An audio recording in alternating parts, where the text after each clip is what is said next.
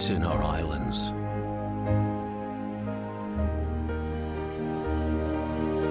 And our waters.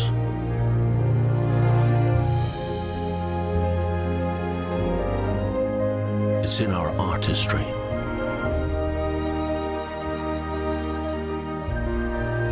And across our land.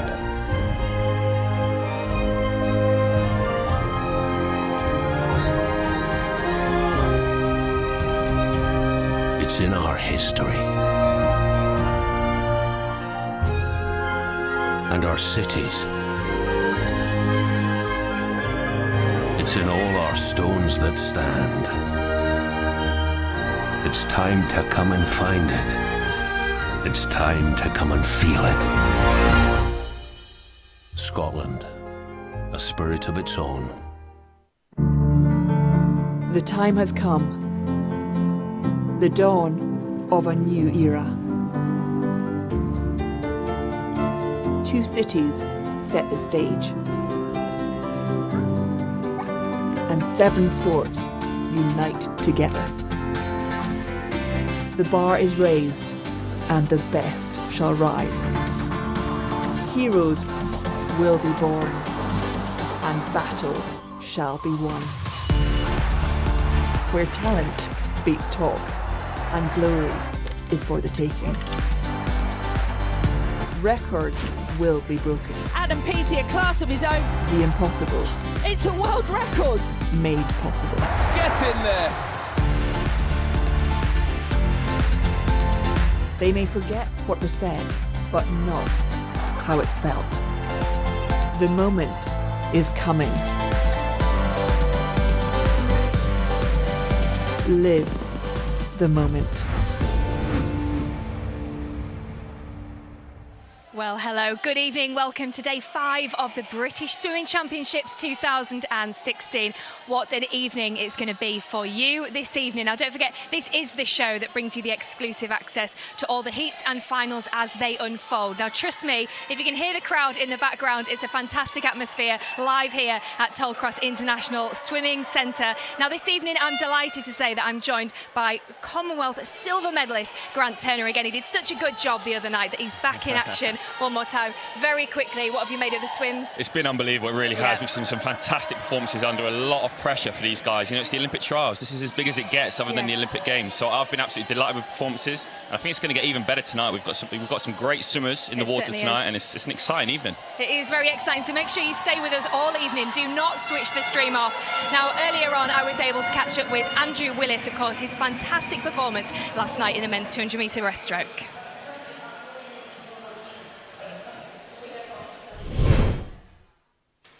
Well, I'm delighted to be joined by Andrew Willis, a 200 metres British champion of 2016. Personal best last night. You must be over the moon today. Yeah, I mean, ecstatic. I mean, I just wanted to get a PB really at the end of the day and just, you know, race how I wanted to. So yeah, in relief. I mean, you work that hard for something all year round, and you know, you can just finally relax a little bit, you know, and just, you know, just emotional race. Now talk me through the race, because it wasn't a clean-cut win for you, especially after the first 50. Yeah, I mean, Adam really went for it. He texted me after apologising, saying he hoped he didn't throw me off my race too much. But yeah, I mean, you know, that's what happens in racing. Like, people have different tactics and swim it how they want to swim it. So, you know, I just really stuck to what I wanted to do. Yeah, and what were your tactics going into that race? I just wanted to keep it like really long, really relaxed at the start.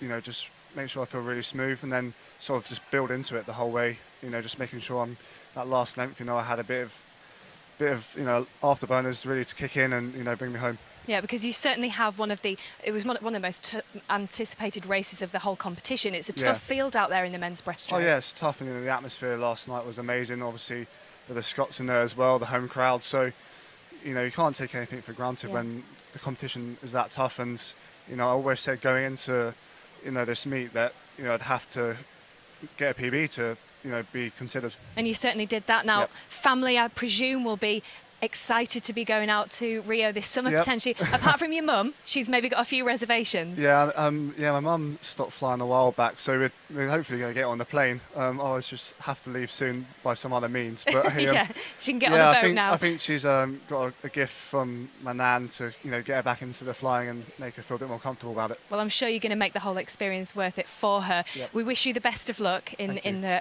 the next, obviously, the summer coming up. Congratulations for last Thank night. you very Well done. much. Thank you.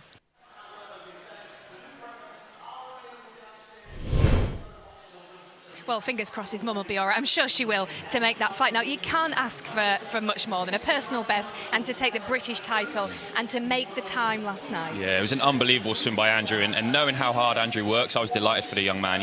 He's had a couple of years where his performances haven't been up to scratch by his standards anyway, but last night he blew it out of the water. Yeah. And it was a real masterclass for me in terms of how to swim a 200 breaststroke. Any young swimmers watching that should watch it back again and again. So inspired. Because it was a real controlled race, and it was a wonderful swim, and I'm delighted for him to make the Olympic team. I really am. Yeah, and in one half it's a bit of a hindrance when you've got such a difficult field, but in the other it pushed him, it spurred him on, and what a fantastic performance from him. And like you say, what a world-class lineup that is. There's 4 guys there, 5 guys that potentially, if they'd made the team, could have been fighting for a medal come the summer. So for Andrew to hold off those guys and to qualify for his second Olympic Games, he's going to be delighted and he's going to be buzzing off the back of that. There's no doubt, give him a couple of days, he'll be straight back in the water training for Rio. Yeah, well, he said he's got about a week off, but we'll see. Back in the gym straight away. Well, obviously the session this evening is going to be amazing. Let's see what Bob Ballard had to say when he did a recap from this morning's heats.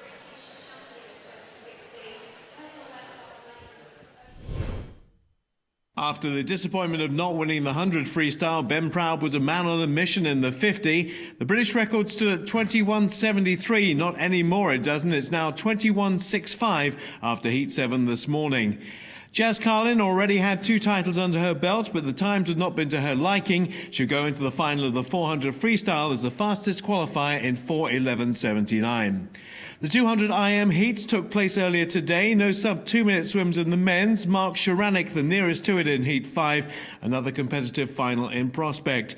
But there is one outstanding swimmer in the women's version. British record holder Siobhan Marie O'Connor looking a class act with a 2:10.19 very much in her sights.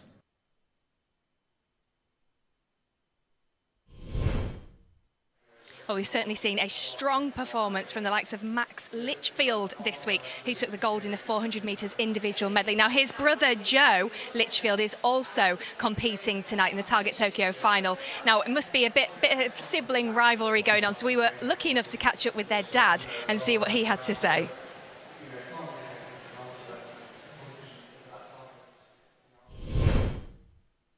Earlier in the week, we saw Max Litchfield storm to victory in the 400 metres individual medley, also achieving the nomination time for Rio, and his brother Joe Litchfield also winning the Target Tokyo race. So I'm now joined by their dad, Peter Litchfield, who watched both those races. Just take us through what it was like, particularly watching Max win that 400 metres individual medley. The most frightening 10 minutes of my life, that was, I think. The ups and downs, every emotion you can dream of, really.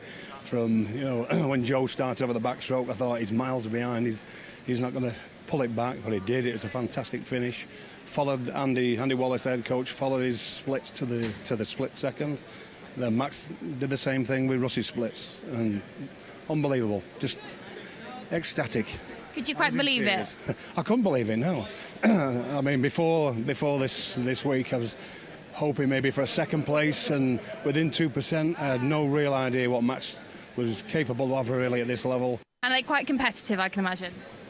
Oh yeah, absolutely, and everything, whether it's basketball, anything, if they're doing basketball in the back garden or you name it, they're competitive. And I mean, I've always been competitive as well, so I think, and the mother, ours, Donna, she was a bag of nerves at home. You know what swimming parents are like. It's the worst thing in the world watching. You'd rather be in there doing it. You're not as nervous. But well, credit to you and all the support you've given them. And both Joe and Max will be in action this evening in the 200 metres individual medley.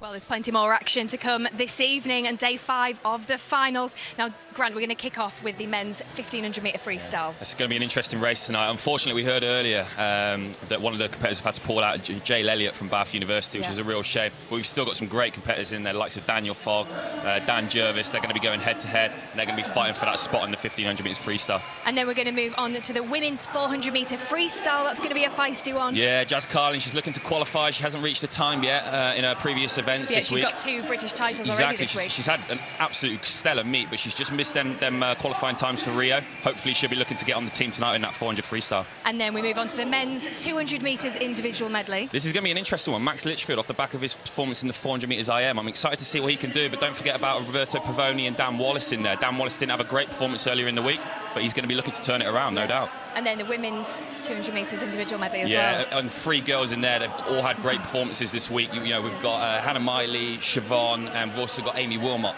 All 3 have had absolutely brilliant performances. So I'm excited to see them go head-to-head. Who's going to get the win? Yeah, who is going to get the win? I don't know. Who knows? You've got to keep watching the stream to find out. And then our final event is the men's 50-metre freestyle as well. Very much anticipated event this evening after the performance this morning was incredible. Ben Proud this morning, British record in 50 metres freestyle. I mean, how often do you actually see that, Grant, a British record in the heat session? Especially in the 50 metres freestyle, you know, it takes the body a long time to warm up for them sprint events. So to do that first thing, that's a great performance. But Andrew Weatherett, it's not going to, you know, he's not going to let him have it tonight. He's going to go head-to-head with him in that 50 metres freestyle, and they have to make sure every single thing is done perfectly in that 50. And who's going to get the win? My money's on Ben Proud, but I think Andrew Weatherett's going to have a great swim. Yeah, OK, well, it's going to be amazing this evening. Let's get ready and move on for the men's 1500 metre freestyle final.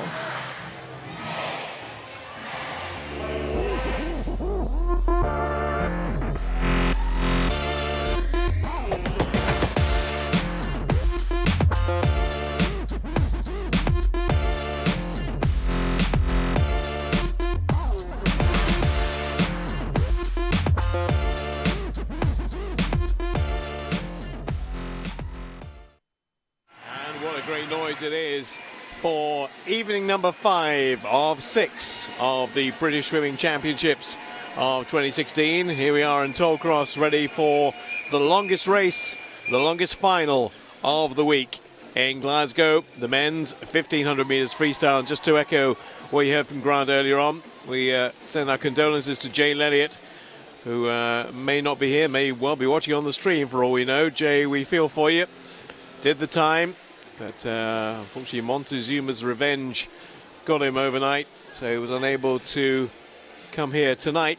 So that means good news for Jack Bennell, who has been airlifted in, shoehorned in to the final of the 1500 metres freestyle. Jay, your time will come again, young man. You've got plenty of time on your hands.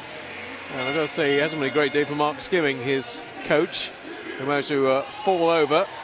No alcohol induced, by the way, so I'm led to believe, and has injured his leg. So it's not been a great day all round for him or for Jay, but say we wish both of them well and speedy recovery on both fronts. Right, longest race of the week, and so much intrigue, because a bit like the 200 breaststroke we were referring to earlier on, where there are any number of permutations we could see here tonight. Dan Fogg, open water swimmer mainly these days, but still wants a place on that team for Rio in the 1500 if he possibly can. We have, wow, potentially how many winners here? 4, maybe 5, and the target time is a tough one, as indeed they all are this week. 14:55.95.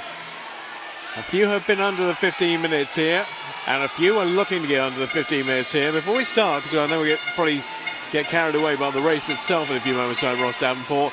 Tim Shuttleworth in lane 3. We've had our card marked by Loughborough all week about this boy. Didn't do a PB in the heat, but they are expecting him of what they've seen, and I don't doubt them for a second, to go sub-15 tonight. Yeah, there's some big talk from Loughborough University about Tim Shuttleworth. This is such an exciting race to kick off day number 5, final session. I've already mentioned the likes of Daniel Fogg coming from the 10K background. Stephen Milne had a fantastic 400, so did Tim Shuttleworth, so did Daniel Jervis. Interesting start from Nathan Hughes. And the two brothers side by side. Caleb Hughes in 7, Nathan Hughes in 8, the other 6 in order. Lane 1, Jack Burnell of Loughborough, Chris Lowther of City of Glasgow. Going to get a big roar, it really has when he came on pool deck. Tim Shuttleworth in Loughborough, maybe the bright, shiny new thing from the East Midlands. We'll have to wait and see whether he can back up the hype that we've heard about him. Dan Jervis of Swansea Aquatics in 4, Stephen Milne, another Scot, getting a rapturous reception when he came onto pool deck. And then 2 more Loughborough swimmers, 3, in fact 4 in the field. Dan Fogg in 6, Caleb Hughes in 7, and Nathan Hughes in lane number 8. So that's everybody pretty much completed. The only person we dropped at the moment, early stage, of course it's very, very early stage, Chris Lowther, but at the 75 mark, pretty much everybody in the mix. Yeah, and 3/100ths of a second separating 1 to 3 at the 50-metre mark. Expect this to be an extremely close race, and it is 9/100ths now separating the top 3, but there's so many different skill sets within this race. Stephen Milne normally goes out quick. 56.01 that first 100, quick. 56.03 second, Tim Shuttleworth. Third, 56.10 for Daniel Jervis. That's the 1, 2, 3. That order will change many, many more times over the next 1,350 metres, I am sure. It's Milne from Shuttleworth from Jervis right now. Yeah, so Stephen Milne normally goes out quick, normally attacks the race. He has been working on that in training, just to back off, not to get too excited. It is a big crowd in tonight, and nice and vocal. That can really, get the excitement going, and you start to rush your stroke. Daniel Jervis in lane number 4 tends to come back really, really quick. In the Commonwealth Games, his last 500 metres was quicker than his first 500, so expect him to come back really quick. And really, Tim Shuttleworth, he's the unknown, really. We know that he's swimming well. He did a massive PB on the 400. He did a PB on his 1500 earlier on in the season, and he's just shedding time every time he gets in the water. So these 3 swimmers have all got different skill sets. Then you go up 1 lane to lane number 6, and Daniel Fogg, expect him to come back quick. But I do expect the race probably will have left him by that stage by the time he starts to get motoring. Well, he was our representative in the 1500 metres freestyle at the 2012 London Olympics.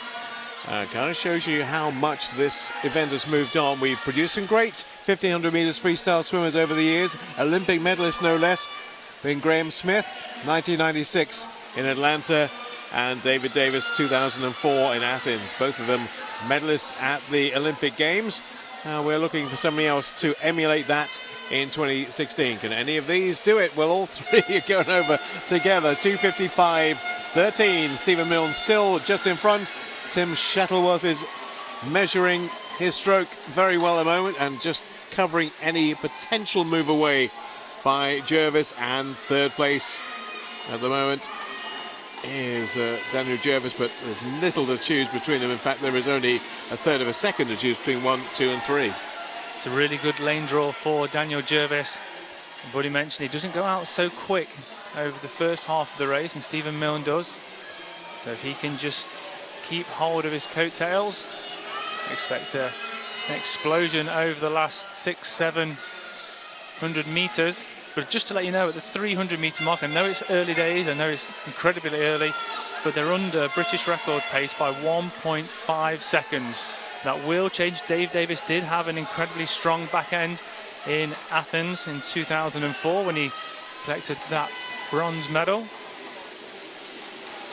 So it's Milne from Shuttleworth from Jervis. That's your 1, 2, 3 as things stand, and there is barely any distance between them. Time-wise, negligible. It is still less than a second between 1, 2 and 3. They've pretty much broken the back of the field, you would think. There's still plenty of time to go. 450 when they turn this time. 21 more lengths to go after they make their turn. But the order is remaining static. They're not. Stephen Milne from Tim Shuttleworth. Daniel Jervis in third. Dan Fogg, by the way, in 4th place with Caleb Hughes.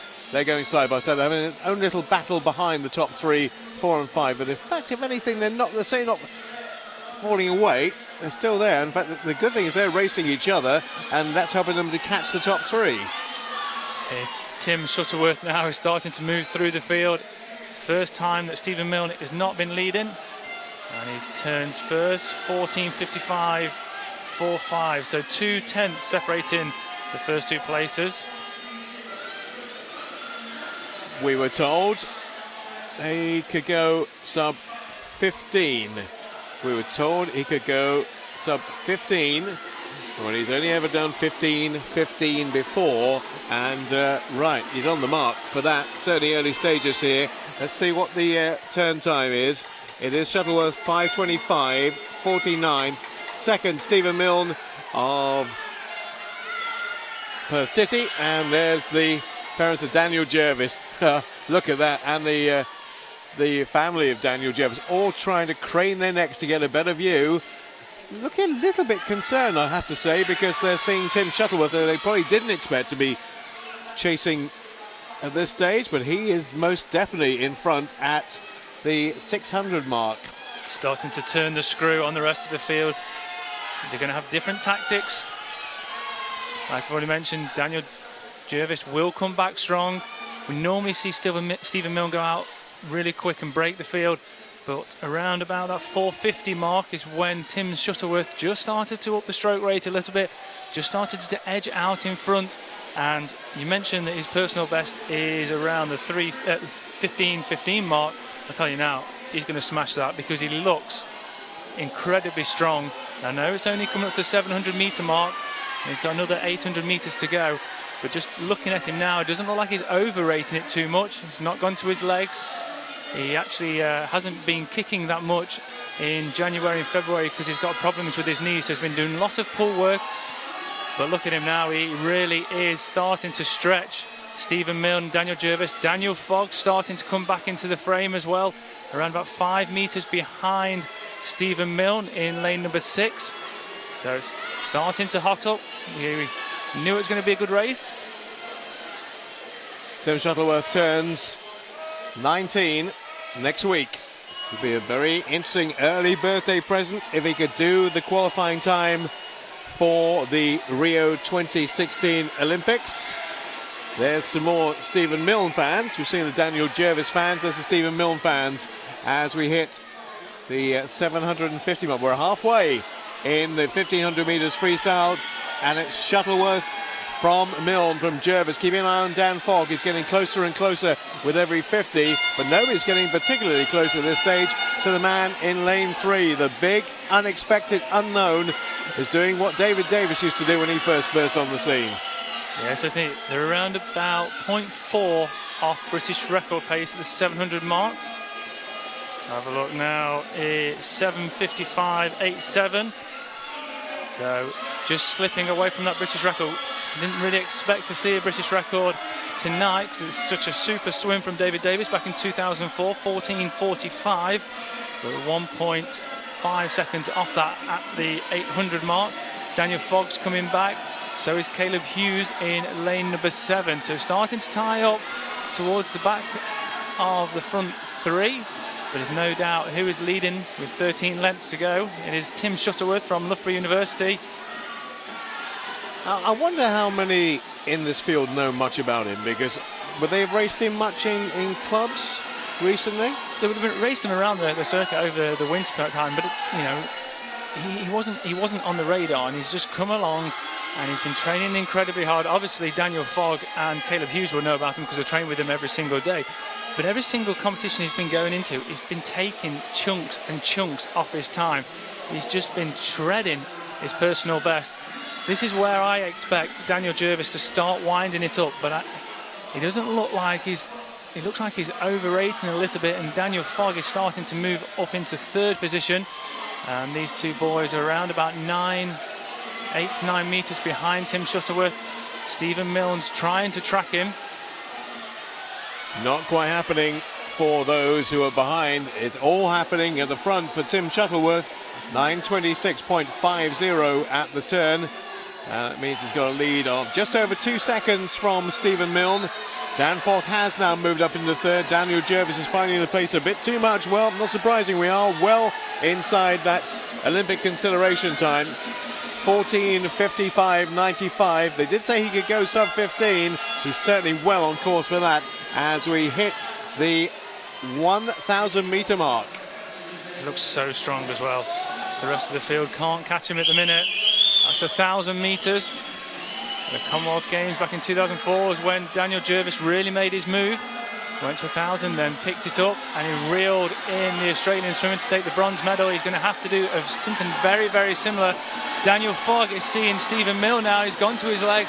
This is Daniel Fogg's only chance to qualify for Rio 2016. He's missed out on the open water berth. That has gone to Jack Burnell. So Daniel Fogg can smell blood, and he's really chasing down Stephen Milne. This is starting to get incredibly exciting. It's a great race. It's a really fantastic race. It's got all kinds of permutations yet still to unfold in the next 400 metres or so. Is the gap now closing between 1 and 2? Is the gap closing between 2 and 3? The answer in every respect is yes. Tim Shuttleworth with 400 to go leads from Stephen Milne in second place, Dan Fogg in 3, and I think the way things are looking, that's how it's going to be in terms of the top 3, or is it? Has Stephen Milne got something to get right back in the mix? They're going to have a big 400. The last 400, if they want to get under that consideration time, is going to have to be under 4 minutes. So they're going to really have to have a strong back end. But Daniel Fogg is absolutely flying. Can Stephen Milne respond to him? He's closing that gap every single 50 metres, but the gap to 1 and 2 is not closing at all. Tim Shuttleworth is taking his chance. The young lad moved to Loughborough University last year, trained with Kevin Renshaw. Kevin Renshaw's going absolutely ballistic in the coach's pen. They're seeing potentially 2 swimmers from the squad be in the top 2. Dan Fogg closing in on Daniel Jervis. Sorry, on Stephen Milne. Stephen Milne in second place. 15 minutes is what they're heading for. Inside if they possibly can, and it looks like it's going to be that way. But who is it going to be? It's looking increasingly, as we progress into this race, like it is going to be Tim Shuttleworth in lane number 3, because they're not catching him. They're not making any inroads. Stephen Milne's got a lot to do to get anywhere close, and same with Dan Fogg, is not now making any increments on the second place of Stephen Milne. No, it looked like Stephen Milne's just started to pick it up again. Just starting to keep that gap, but Daniel Fogg is increasing his stroke rate. He's on the lane rope of Stephen Milne, trying to get on the wave, trying to use every bit of his experience to catch up into second place. They're not making inroads into Tim Shuttleworth in lane number 3. He's going to have around about a 4-metre advantage as we go into this turn. They're still under the 13-minute barrier mark, so they're still going to go under 15 minutes as we stand. 14:55, 95 is the target time. Tim Shuttleworth in lane number 3, Stephen Milne in lane number 5, Dan Fogg in 6. It is a race that is really unfolding before our very eyes, probably not the way we quite imagined it would. Tim Shuttleworth will have dreamed of this. Now, can he hold on? Next time round, when he comes down to this end, he will hear the bell. The bell will toll, but for whom? Will it be him? Will it be Stephen Milne? Will it be Danny Fogg? One of those 3 is going to take the win, and this is going to be almost remarkable, the biggest upset of the week, if he can keep it going, and he's almost there. 100 metres remain for Tim Shuttleworth, followed in by Stephen Milne. Dan Fogg in 3rd place. Remember, we're looking for 14:55.95. The whole crowd is making a movement now. Go, go, go! You have to come back in around about 57 seconds. He has to fly down this last 100 metres to get the qualification time. Nobody's going to catch him. Nobody's going to catch him. But it's about him against the clock. He has to put the afterburners on. He's got 55 metres to go. The crowd are on their feet, willing him on. Come on, Tim Shuttleworth. Get yourself to that wall. Get yourself under the consideration time. Well, he won't ever have heard a noise like this, and I hope he responds in kind, but coming back all the way now is Dan Jervis. Jervis is catching him. There's now 15 to go. I think he's still got enough. We're looking for 14:55. Maybe they can both do it. Maybe they're both going to miss out. It's tight. It's Jervis. Oh, wow, Tim Shuttleworth, 14:55.23. 14:55.23. He's got the time.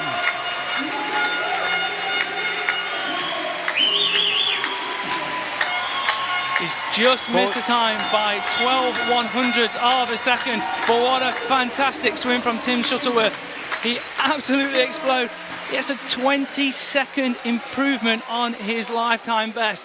And what a time to do it. What a time to do it. Yeah, all of 22nd, and that is remarkably close. So it's getting a little bit exciting. I thought he'd actually got it right on the touch there, but Tim Shuttleworth, 14:55.23. Second place to Stephen Milne, 14:59.10. So 2 under the 15-minute barrier. Third place to Danny Fogg, 15:01.60. And fourth to Danny Jervis in 15:09.81. Yeah. Qualifying time. Swim. Yeah, what a swim. It was a There terrific the crowd race. Appreciating that 1500-meter race. I said it before, this race can be one of the most exciting races on the programme. And boy, what a man. So we're talking about a race that lasts nearly 15 minutes, less than a second, separating him from the qualifying time. That almost seems cruel. It seems unkind because every nerve, every sinew there was to the very max. And 12/100ths of a second is nothing, but that's an excellent time. The selector is going to have to make a decision on Monday, but fully expect him to be getting some international honours in the summer. Right, let's go and see what Tim has to say. Here's Kate Gray. That cheer is for you, Tim. Congratulations. You are the British champion of the 1500 metres. When you touched that wall and you realised, what was going through your mind? Oh, I can't even describe it. It was just unbelievable. I mean, it went out fast. It was a tough race, but I'm just glad I managed to get there. Did you know you were in the lead all the way, pretty much? Oh, yeah, I could see Stephen just a bit behind, and I knew it was going to be a tough finish, so I just put my head down and went for as much as possible. And what difference did this wall of noise from the crowd make to your swim? Oh, it's brilliant. You can hear the air horns, and it's just, I can't describe the feeling. It's great. Well, it gives us great pleasure to cheer you on every step of the way. Big cheer for our British champion, Timothy Shuttleworth.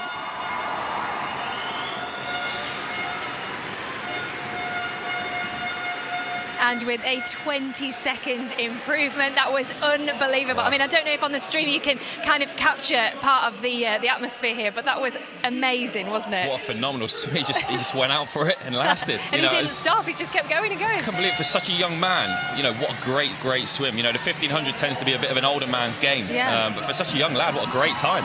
Yeah, well, we'll take a bit of a look at a recap there. I mean, obviously from Loughborough's coaches, Kev Renshaw, you were speaking to him earlier in the week about his potential performance. What was Kev saying? Yeah, I mean, I spoke to Coach Kev earlier in the week, and Kev sort of said that this young man, he's been doing things in training that he has never seen before, and he's coached some wonderful swimmers over the time. So for him to say that is unbelievable. But he said as well that he's only really just scratched the surface.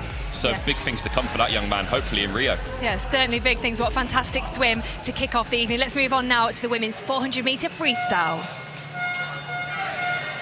Yeah, I was getting so carried away. I thought he'd done it there, but not quite. But hopefully the selectors will look upon him kindly and he'll get on that team. And maybe we'll get 2 on that team. Here's the junior 400 metres freestyle. And they're looking for a time for the European juniors of 4:17.68. And Carl, you can wake up now. I hope that 1500 metres freestyle woke you up, because that was an exciting race. He says, wake me up after the 1500 freestyle. Carl, you missed a great finish if you have just joined us on the stream. And here come the juniors. Jessica Thompson, City of Aberdeen in 1. Sophie Smith of St Thomas in 3. Sophie Millen of Wickham District in 3. Anna-Leah Davison of Newcastle in 4. Leah Crisp of City of Leeds in 5. Maisie McCartney of Thanet Swim in 6. Neem Hoffland of Royal Wolverhampton in 7. So just 7 going to start here. 7 have started, 7 have finished 50. And first to the wall is Anna-Leah Davison of Newcastle. Wow, need a little bit of a lie down after that, Bob. But straight back into the action on the junior 400 freestyle. It is Annalie Davison from Newcastle turning first, 29.32. You've seen that perfect spearhead formation. This is Annalie Davison in lane number 4, starting now to wind up. Got a 3/4 of a body length advantage going into the opening 100, turning first, 61.44. The rest of the field almost all in a line behind her. Sophie Millen, from Wickham District, turning second, 62.51. Now, Annalie has a big jump down in her personal best to get the approved time for the European Swimming Championships junior-wise, because she's in the 4:19. She has to get into 4:17s to be eligible to go for that. Unless, again, the selectors look upon her kindly, but to get there as of right, got into the 4:17s. Well, she's looking very good, and she's looking much better than everybody else currently, and she'll be approaching the halfway stage here. She's led pretty much from the start. Sophie Millen in second, Leah Crisp in third, and fourth, Maisie McCartney at the last turn. And at the moment, the gap is about 2 to 3 body lengths over the rest, but then the second place, very tight. You can almost throw a blanket over lanes 1, 3, 5, 6 and 7. And lane 4, clear water for her, 2:07.09. Annalie Davison at the halfway stage. Yeah, a great second 100. Starting to turn that screw on the rest of the field. Really is moving away. Now it's down to the rest of the swimmers to try and claw back that deficit. But these girls would have been sat in the core room, hearing the noise from this crowd, watching the excitement unfold of the 1500 on the TV screen within the core room, knowing that they're next up and their time to shine. And you can see lane number 4 from Annalie Davis is still a while ahead, and there you can see the girls in the core room for the next heat. They can see what's happening. They can certainly hear. Just a curtain separating them from the poolside. And then they walk out of the tunnel, out into the venue that hosted the Commonwealth Games in 2014. This will be the 310, 3/4 of the way gone for Annalie Davison of Newcastle. Closest proximity to her, Leah Crisp in 5, and then 3 of them going to the wall pretty much together. First to get there will be Sophie Millen, Jessica Thompson in 4th, and Maisie McCartney in 5th. Remember that European junior qualifying time, 4:17.68, so Annalie has to improve from a 4:19.3 to a 4:17.6. Can she do it? She's certainly on course to do that, but Leah Crisp is challenger at 1 lane up in lane number 5. Started to wind it up at the 200-metre mark, but has she left it a little bit too late? She's catching with every single stroke that goes by, and that gap now is 1.8. It's going to be a lot to claw back over the final 50, and Annalie Davis is looking very, very strong. She's only got 30 metres to go, and that time of 4:17 is the junior qualification time. It's 4:17.68. Now, can she do it? Clock and she, are they in perfect symmetry? Oh, I think she's just slipping outside it. I think she's just slipping outside it. She is. 4:18.63 for Annalie Davison. In total command of that race pretty much throughout. Leah Crisp in 2nd place. Sophie Millen in 3rd. 4:20.25 for 2nd. And Sophie Millen in 3rd. Well, it looked to be perfectly paced to me, but she just slipped outside the time she was requiring in the last 25. Yeah, just missing that European Junior consideration time by 0.9 of a second. So again, yet again, it's going to go back to the selectors. And they can see great technique, strong leg kick. This comes into the final 5 metres. Just taking a breath in the final 5, something that she can learn and work on. We're getting her head down for the finish and coming up with the victory in the women's junior 400 metres freestyle. And we've already mentioned Newcastle a lot this week, starting for emergence of female junior swimmers coming through the ranks. Those are the times. 4:18.63 is the winning time, and a very good one it was too, but not quite good enough to get the prescribed time for the 400 free at the European Juniors. before we move on to the Target Tokyo 400 meters freestyle final, thank you very much for the tweet that I received from Caroline Davis, which reads thus: great commentary, especially about my rocking horse son. Thank goodness Ross knows what he's talking about. Thank you, Caroline Davis. Very kind of you. And well done to him, by the way, for his 2 victories this week. Not trying to underplay those at all, because we wanted to give credit where credit was due. I think we should set up a breaststroke technique clinic where he comes and teaches you how to swim breaststroke. Not to swim like that. No, he'll come. I'll put my back out. There's no way I could swim like that. I'll put him back out. He goes vertical. I can't even do that out of 2 bed. wins, Bob. 2 wins. Yeah, absolutely. But all right, no, I wish him well. Wish him, anybody can win events here. It's got to be good, and he certainly is. Am I backtracking a bit here? Lane 1, Hannah Featherstone of Sedgefield, Lucy Ellis of City of Sunderland in 2, Abby Wood of Loughborough. I should have asked Andrew Willis what he made of it earlier on today, but he's now gone. I know he's watching the stream, so evening, Andrew, to you. Isabel Griffiths of City of Birmingham, same club as the aforementioned breaststroker. In lane 4, Georgia Darwin, again of Newcastle. They're having a good day today. In lane 5, Katie Reynolds of Burnley in 6. And Meg Finnan of East Kilbride in 7. And for those who are newcomers to this, haven't been with us the rest of the week, this is basically looking at the potential of people who might be in 4 years' time representing Great Britain in Rio 2020 in Japan. Trying to identify the talent about 4 years out if we can. Yeah, it's a great programme to try and identify swimmers that potentially could be at the trials or the British Championships in 4 years' time, hoping to make the Olympic Games. It's a great experience for them to watch their idols and to watch how the senior swimmers go about their preparation for events. And in lane number 1, Hannah Featherstone from Sedgefield.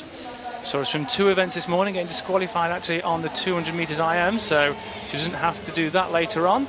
But she's going out incredibly strong on the opening 100, 60.61.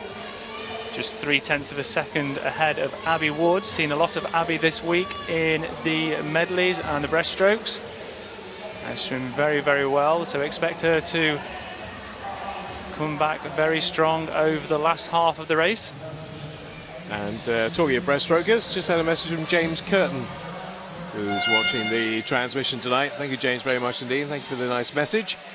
Hopefully we'll keep you entertained all the way through this. He's moved on to, I'm about to say, bigger and better things. He enjoyed his time with the City of Sheffield and represented Great Britain at World Championships, but he's off doing other things now, and it's like you, Ross, in the family way. Yeah, he's just had a new addition to the family. So the early mornings continue. Absolutely. This is the 200 split, by the way, for the swimmers, and Abby Wood will turn over just ahead of the rest. 2:05.36 for her, 2:05.91 Lucy Ellis, and Hannah Featherstone in 3rd place with Isabel Griffiths yet to make her move. She is the fastest into this field, so we expect her to start moving pretty soon. Abby Wood just making a move on the 200 metres, and you can see her now just edging ahead. She has just recently moved to Loughborough University, used to be at Deventio Excel at Derby. Former coach Andy Manley now coaching in Canada, so she's gone to Loughborough, getting the advantages of training long course on a daily basis, and she's having a fantastic week so far and a great 400 freestyle. Now, where's the challenge coming from Isabel Griffiths?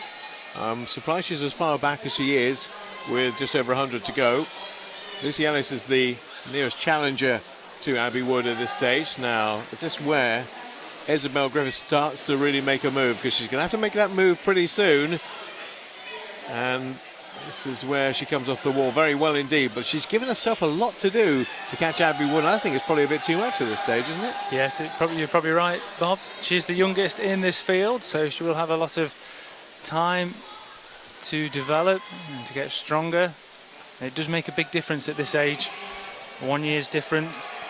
And it is still Abby Wood in lane number 3 that really has taken this event on from the 100-metre mark. A really strong final 300 metres, and she's now driving to the wall. She's going to take the victory in the Target Tokyo 400-metre final. It's just by how much? Well, 4:16.11 is her personal best set this season.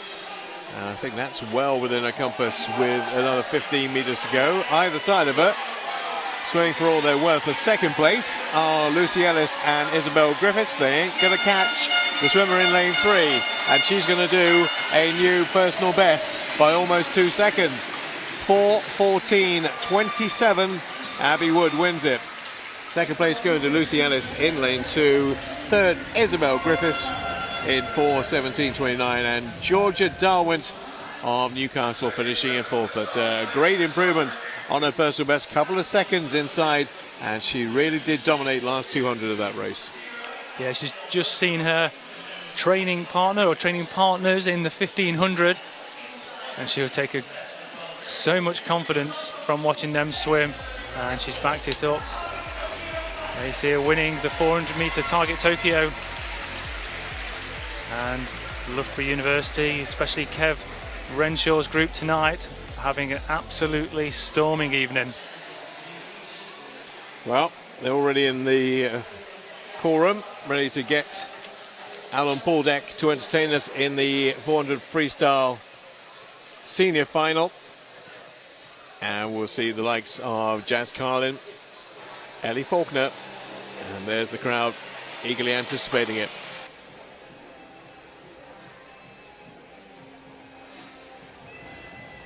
There they go. A lot of eager anticipation and pent-up emotion there. They want to get out there. They don't want to be held back behind the curtain. Come on, let's get out there and do what we're here to do and try and get that time. Qualifying time. I'm not sure we get this one right for you. I'll get this one right for you. 4:04.66 is qualifying time. That is required by these 8. British record owned still by the wife of our studio guest tonight, Grant Turner.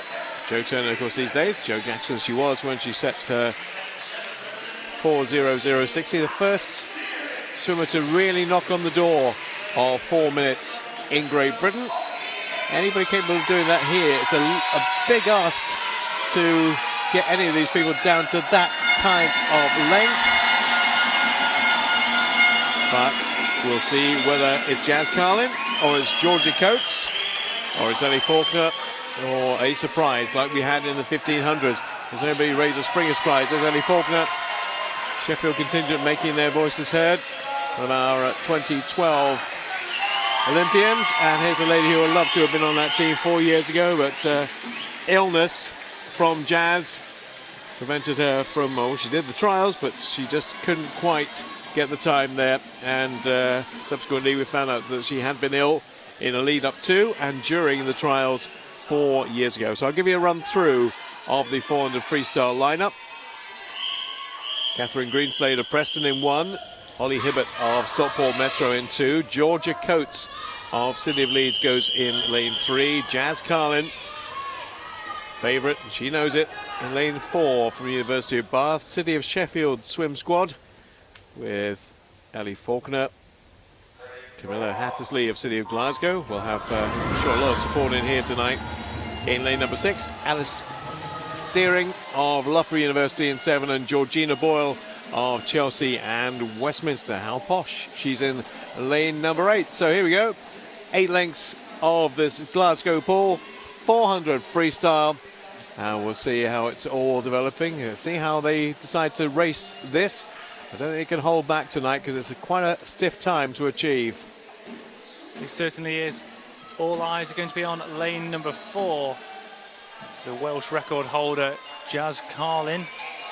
Swam twice already this week, picking up wins in both of her 800 and 200 metres freestyle, but by her own admissions, she got a little bit nervous and just got a little bit tense on that 800, missing the qualification time or the consideration time for the Olympic Games. She's got to stay relaxed tonight. She can't over rev it. She does look like she is spinning a little bit, but that is Jazz's stroke. High turnover. She's next to the fast Ellie Faulkner. Normally goes out strong, Ellie does. She is more of a, well, she's very good at the 200. She's in the top 4 for the 200 on day number 2. So Jazz has got to use that speed that Ellie is producing, and then she's got to settle into her rhythm, and it looks like that is what she's doing. But she's got to be positive, she's got to be relaxed, because that time that is the consideration time, 4:04.66, she has done it on numerous occasions, and she knows she's capable of doing it. So it's all about doing it on the day, and this is where she's got to do it. Well, she is starting to forge ahead just a little bit from Ellie Faulkner. They were side by side. You don't eyeball people in swimming, it's not that kind of sport, but they were eyeballing each other as they were looking from one side to the other. And Jazz just has the advantage of almost a body length over Ellie at the halfway stage, 2:01.39. So it's going to be mighty tight. It really is. 2:02.19. Ellie Faulkner in second, Camilla Hattersley in third, and fourth place to Alice Deering. Now, come on, Jazz. Missed out on the 200 in terms of the qualification time, and in the 800 as well. Can she do it in the 400 as well? We really wanted to get that 4:04.66, and she now has started to break the back of Ellie Faulkner. So now we can, I think, safely assume and say it is Jazz Carlin against the clock. So over that last 200 metres, she has to do 2:03.2. The opening 200 metres was 2:01.3, and that 50 was 30.8. So she can do it. She just needs to now wind it up into the last 100, and then she needs to really bring in the legs and head home. This is well within her grasp. She's just turned in 3:02.87, so she needs to do a 60.4 to get on to that qualification time. 62. So she can do this. Yeah, and she's trying to do it. You know that she is. Ellie Faulkner now has been dropped quite substantially. She's trying to hold on to second place herself, but the crowd are trying to get behind Jazz Carlin, trying to lift her, make sure that it's not missing out this time. Last 50, 3:33.89. How's it looking? She's got to do a 30.7 down this last 50. She's going to have to bring in the legs at some point, and she now is roaring down this final 25 metres. This is going to be close. Come on, Jazz. Keep it going. 15 metres to go. 4:04.66, that time at the bottom of your screen. It's going to be mighty, mighty tight.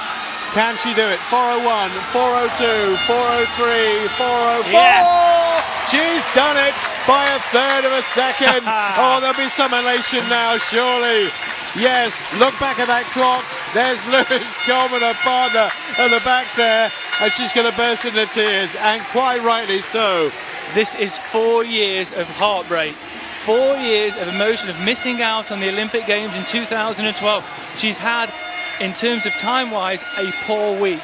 You know, she's missed the 800, she missed the 200. She's put so much pressure on herself to qualify for the Olympic Games, and now she is under that consideration time. Well done, Jazz Carlin. You've held it together when many other people would have crumbled, many other people would have given up and called it a day. You haven't. Now, hopefully, you're on that team going to Rio 2016, and you can do yourself proud. Take a breath. Jazz Carlin, take a breath. Everybody in the Carlin camp. Dad Roger, Lewis, her partner, and here we go. There's confirmation she's done. I'm rather choked up myself, actually. 4:04.33 for Jazz Carlin. Ellie Faulkner in second, 4:09.87, and Alice Deering 4:11.35. Well, spectacular stuff. This is how it all ended, with a smile and with some tears. Yeah, so happy for Jazz. Everyone that knows Jazz, everyone that knows her story, and it's, you know, it's been well publicated over the years. She trains incredibly hard. She's moved coach, she's moved location from Swansea down to the University of Bath. It's been a hard road. People look on TV, people will see her at the Olympic Games and thinking it's all been easy. There's been many, many lows to get one high. Well done, Jazz Carlin. Great stuff. We need to hear what she has to say. If indeed she can talk, she's now with Kate. What you wanted to do, right? Yeah, I mean, I left it a little bit late and left it to my last swim, but it's just a massive relief, and the crowd has been amazing. It really did spur me along, and the support I've had this week has been incredible. What does it mean to you knowing you've done that considerations standard, knowing the heartbreak from 4 years ago? Yeah, I mean, I've put so much pressure on myself this week because it means so much. Like everyone here, we put in a lot of hours of training and a lot of hard work. So, but you really want the results, and obviously to come away with the time, it's just absolutely over the moon. We're over the moon for you as well, Jazz. Congratulations, our British champion for the 400 metres, Jazz Carling.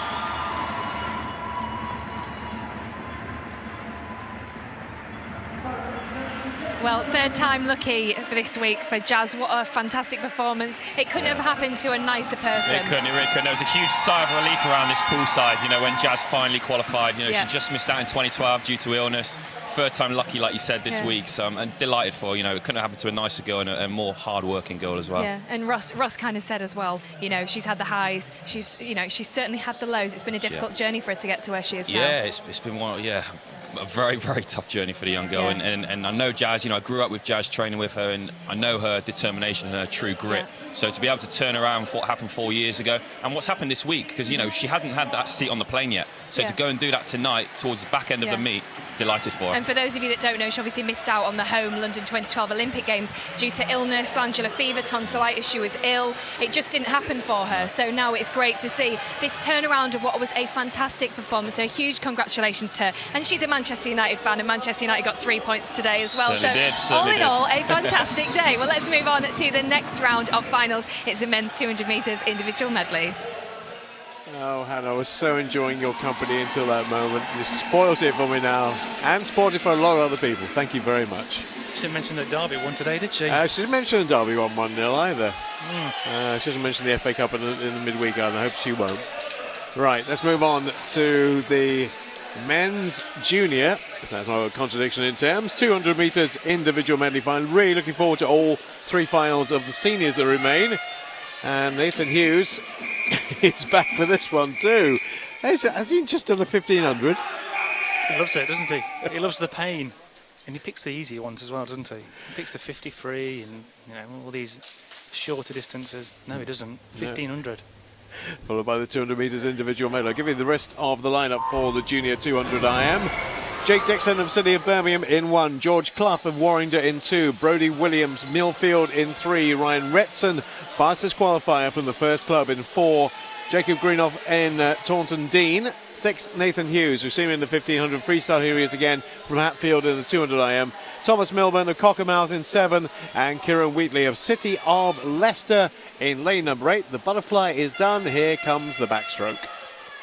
And it is Brodie Williams in lane number 3 from Millfield. Saw him have a storming 400 metres IM earlier on in the week, and he did exactly the same. I think he was in lane number 3 then, or maybe in lane number 2. So he doesn't qualify fastest for the finals, but when he turns up, he delivers, and that's exactly what he's doing.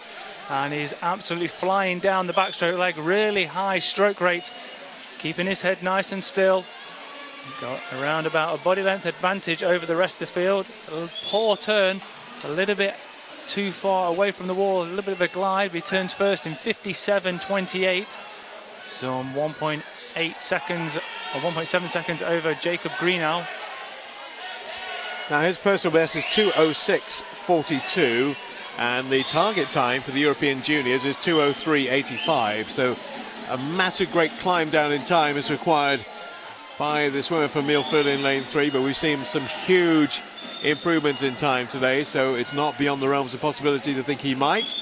Breaststroke is nearly done and dusted for him as he turns to the freestyle, and Brodie Williams now being overtaken by Jacob Greenough in lane number 5. Third place to George Clough, and fourth is Ryan Retson.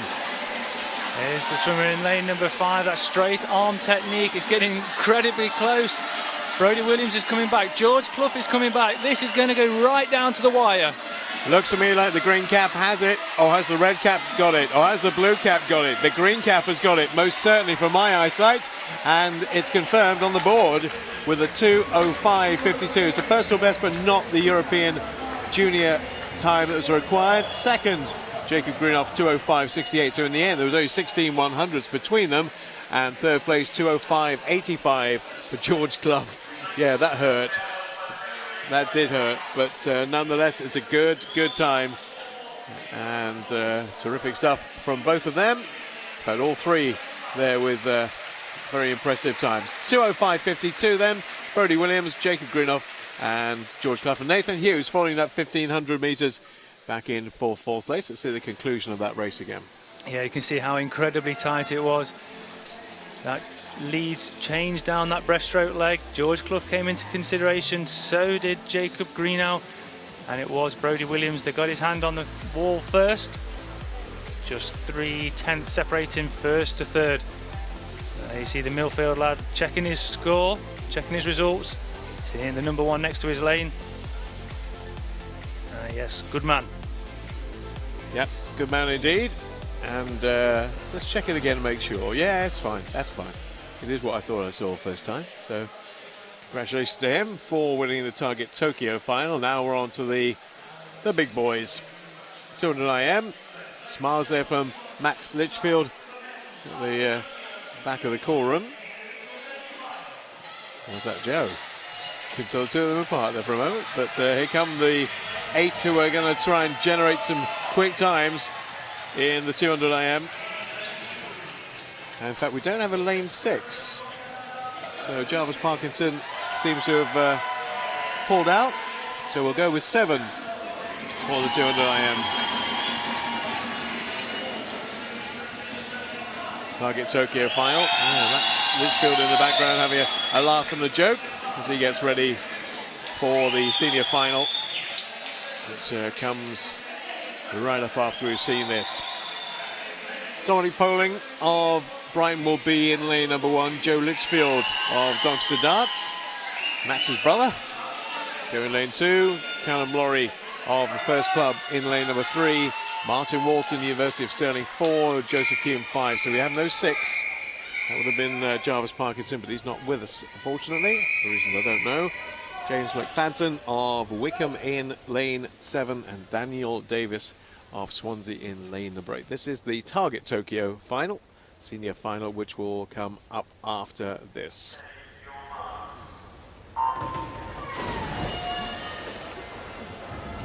Seeing a little bit of illness go around the poolside at the minute. Saw it with Jay Lelliot on the 1500. Didn't make it to the block, so hopefully the swimmers can keep themselves illness-free for one more day. So a great start from Martin Walton in lane number 4 from the University of Stirling. He's been one of the real standout performers in the junior ranks over the years. Now moving to more of a senior program at the University of Stirling. Another one of the swimmers that will be getting long course training on a daily basis. Also going really well is James McFadden from Wickham District. He also just had a new 50-metre pool, so using that experience from training and certainly using it to great effect. Joseph Hume from Bath University in lane number 5 is starting to challenge on the backstroke leg. Sterling, Bath, Wickham, 1, 2, 3. That is Martin Walton, followed by Joseph Hume, followed by James McFadden. Not much between them, let's be honest, but the breaststroke leg will probably sort them all out. And coming very strongly is Joe Litchfield, Doncaster Darts in lane 2. He's not in your picture, he's just creeping into your picture there. Just keep an eye on him in lane number 2, because his breaststroke seems to be pretty much better than everybody else's. Yeah, it certainly does, but Joseph Hume is starting to stretch away from Martin Walton. Martin is a great freestyler, so if he can get onto that freestyle leg within an earshot, then expect him to come back really quick. But it still is James McFadden in lane number 7 that's third. And this is going to be lane 5, Joseph Hume from Bath University. He is starting to streak away. So can he hold on? Martin Walton is trying to catch up with him, but the gap is now far too much for him to reel him in. Second and meters running out, so Joseph Hume will touch 2:02.23, Martin Walton 2:03.33, and third to James McFadden 2:04.99. So well done, excellent work by Joseph Hume. 2:02.95 was his personal best.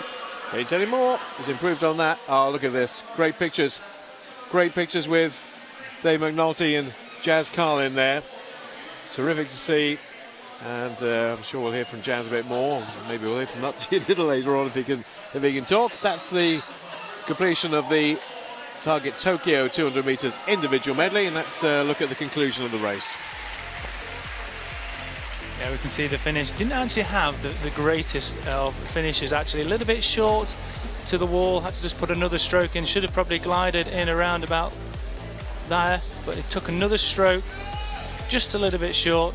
Wouldn't have affected his time too much because it wasn't too far out.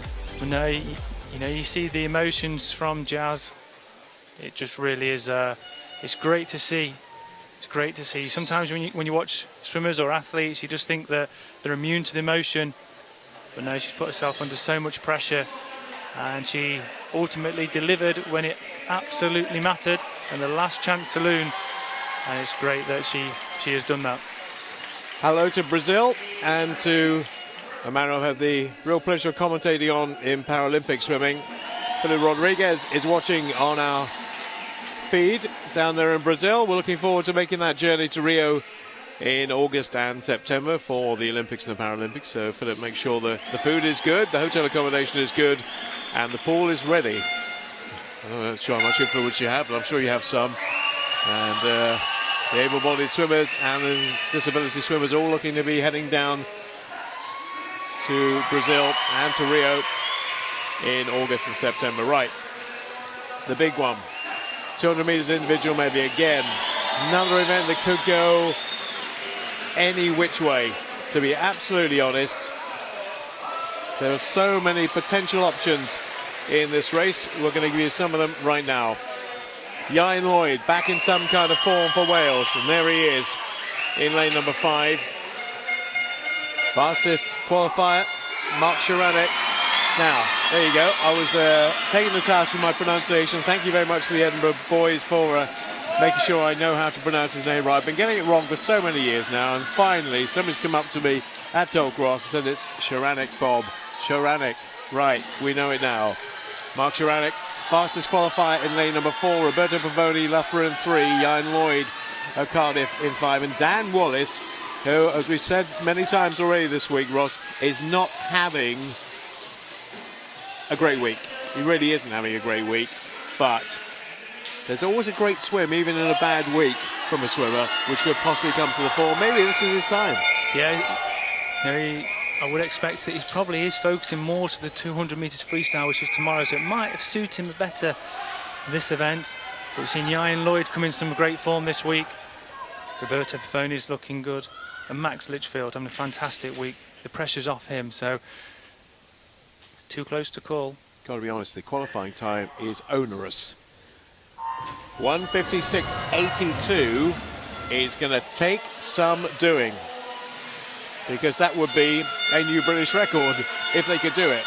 1:56.82 inside James Goddard's British record, a 1:57.12. Now, anybody going to step up to the plate to be able to get 1:56.82. It is rapid. It's very, very quick. And who's very, very quick here? Another person having a great week, Xavier Mohammed in lane number 7. Yeah, expect him to be up there on the backstroke as well. He came 3rd in the 100 metres backstroke behind Chris Walker-Heaven and Liam Tancock, so he's looking good. Also going very, very well in lane number 4, it is Mark Sharanek from Edinburgh University, seizing his chance and opportunity. Expect the breaststroke boys to focus over the last half of the length. Ieuan Lloyd very strong on breaststroke, very strong on the freestyle, but he's going to have a lot to catch up, and it is actually Roberto Pavoni from Loughborough University. Already seen his teammates have a fantastic evening. Can he replicate some of the form they've been showing and get his hand onto the wall first? Robbie's going for it. Mark Sharanek's going for it. Ieuan Lloyd's coming back into the mix. So too is Dan Wallace. Look at 3, 4, 5, 6, and don't ignore 2 either. Max Litchfield, but he's probably going to find this pace a little bit too strong. Surely we'll find out who has got their nose or their hands or their body in front with 50 on the turn. Pavoni has it. Wallace second, third Xavier Mohammed. Changed again. Only half a second separating first and second. Roberto Pavoni against Daniel Wallace. Also coming back is Ieuan Lloyd. Xavier Mohammed's in there, but Roberto Pavoni still has around about half a body length advantage.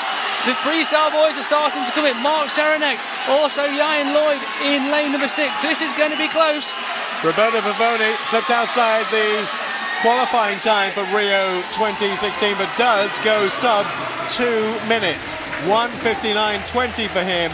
Ian Lloyd in second place, 1:59.58. And Duncan Scott creeping into third. Didn't mention him in the commentary at all. He was the outside smoker in terms of a top 3 place, getting there in 1:59.88. The other swimmer, 2 other swimmers, in fact, to go inside 2 minutes. Mark Sharanek, 1:59.98, and Xavier Mohammed, 1:59.99.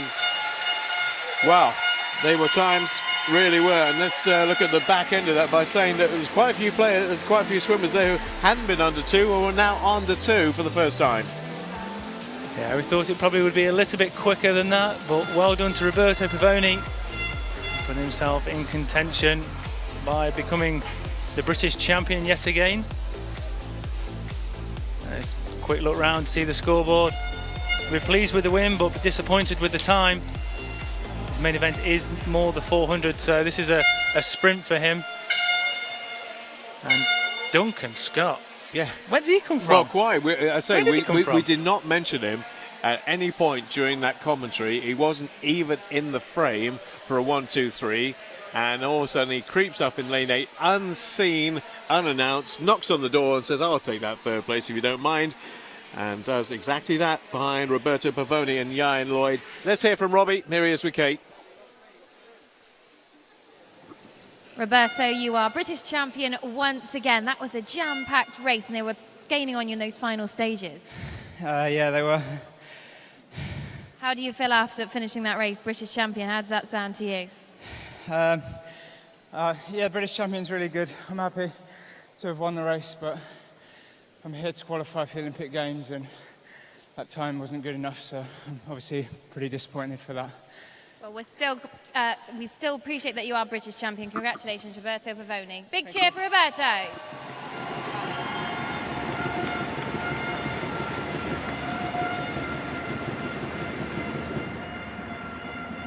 mean, we kind of build up, we get excited, we see races like that, nearly blanket finishes.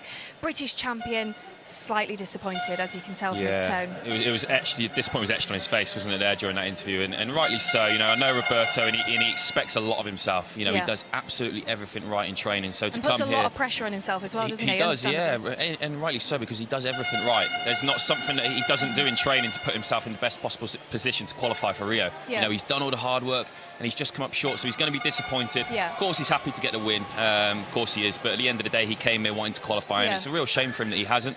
Fingers crossed selectors, you know, look kindly on him and take him, because he is a real talent, and given in the right situation, you know, in Brazil, he could do a wonderful job. Yeah, as really I mentioned earlier in the week, I was on the plane with him on the way here, and he was so focused, and the time, it was all about the time. So obviously, like you say, it's a bonus to be the British champion, but it is all about that time. It is, yeah, and you know, Roberto's been doing this a long time now, and you know, he's got that experience, and I think that was part of his disappointment there, you know, because he is so experienced, he knows what he has to do. It's just about going out there and doing it. So he's disappointed just to come up short, but a big shout out there to Ian Lloyd as well, who comes second. You know, he's had a few years, you know, in limbo, but to get there and get second, you know, he's still a young lad. He's got you know, a few years ahead of him where he can really sort of make a gain in this sport. Yeah, well, it was a great final to watch. Let's take a look at the medal presentation that's taking place now. And who would have guessed this one? What was it, nearly a 22nd personal best? How do you do that, Tim Shuttleworth? Fantastic stuff. We had our card well and truly marked by Kev Renshaw and the Loughborough bunch, saying he's going to go sub-15 in that final, mark my words. Didn't quite get the target time, but he's still got a huge, broad smile on his face, because that is a remarkable performance.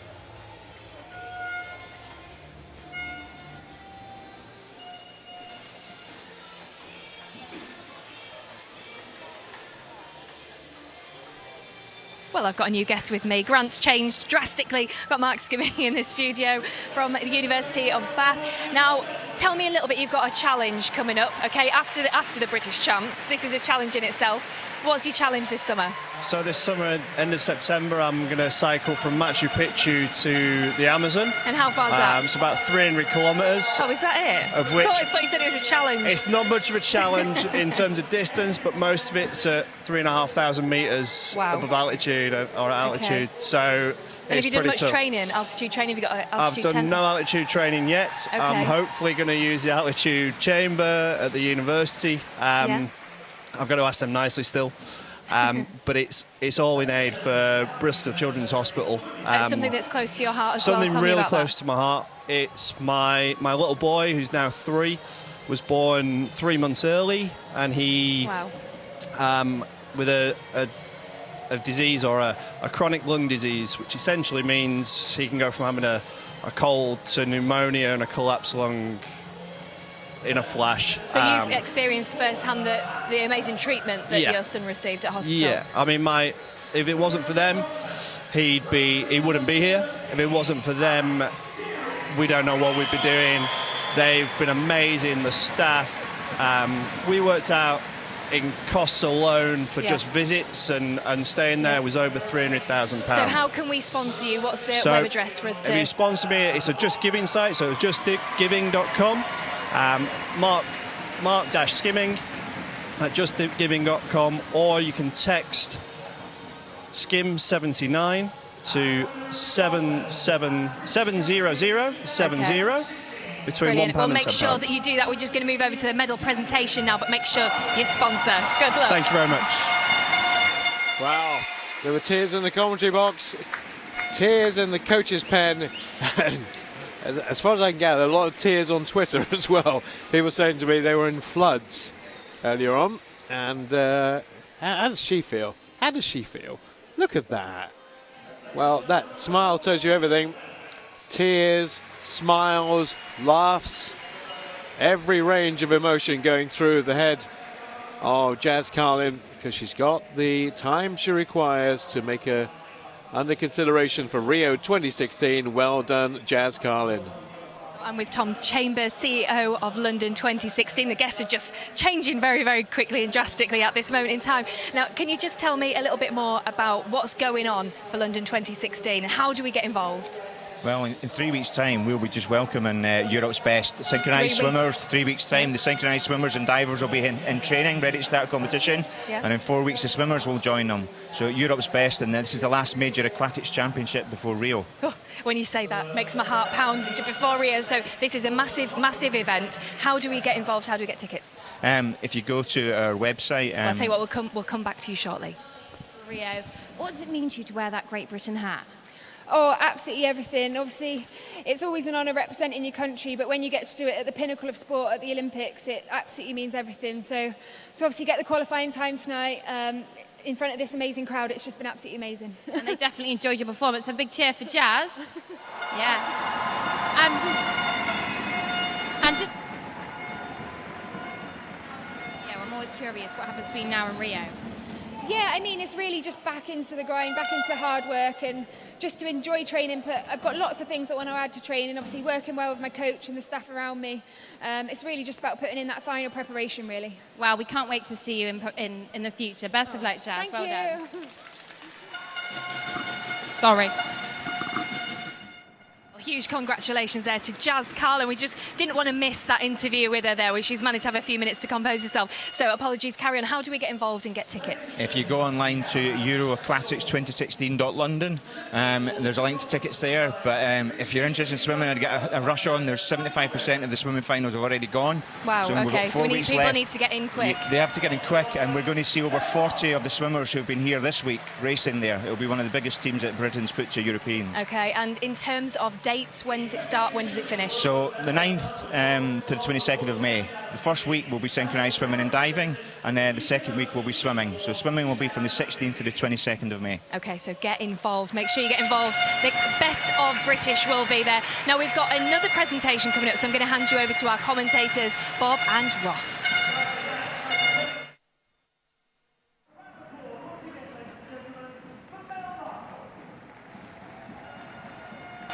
There's Mel Marshall, the coach of Anne and Peaty. Special presentation to her for what she's done with the young man from Uttoxeter. It's a mighty bit of glass that will find its way onto a mantelpiece or somewhere probably. Yes, absolutely, Mel Marshall. Well done, congratulations. So Mel Marshall getting her award. I mean, she's achieved great things since she turned her hand to coaching. Yeah, and really in a short space of time. You know, she's not been doing this a great amount of time. So to do what she's done with Adam Peaty and all of the swimmers at the City of Derby is pretty phenomenal. And you know, with Mel, it's her determination, but it's also her enthusiasm for the sport. Yeah. She absolutely loves it. And you know, she had that as a swimmer, and now she's got it as a coach. So it's great to see her getting the recognition. Certainly was. Congratulations to her. She's a legend. Now let's quickly have a chat about Jazz Carlin, because we didn't manage to sort of have a chat about her. Very humbled, very happy. Yeah, definitely. And you know what I love about Jazz? She always gives that shout out to the team. You know, people say swimming's an individual sport. It's only an individual sport when you stand up on that block at the end of the day. Yeah. You know, you've got a team behind you, you've got your coaches, your physios, your nutritionists. So it's great to see her giving a shout out to those guys as well. Yeah. Now you can see by her face how emotional that moment was for her to smash her hand onto that wall, touch the scoreboard, realise that time has been reached. That's it. She's put to bed some ghosts tonight, hasn't she, from 4 years ago? And for me, she probably was going to go anyway. I would say she's done enough in the last 2 events this week to get qualification, but now she can sleep well tonight knowing it. Huge congratulations to her. Now we're moving on to the women's 200 metres individual medley.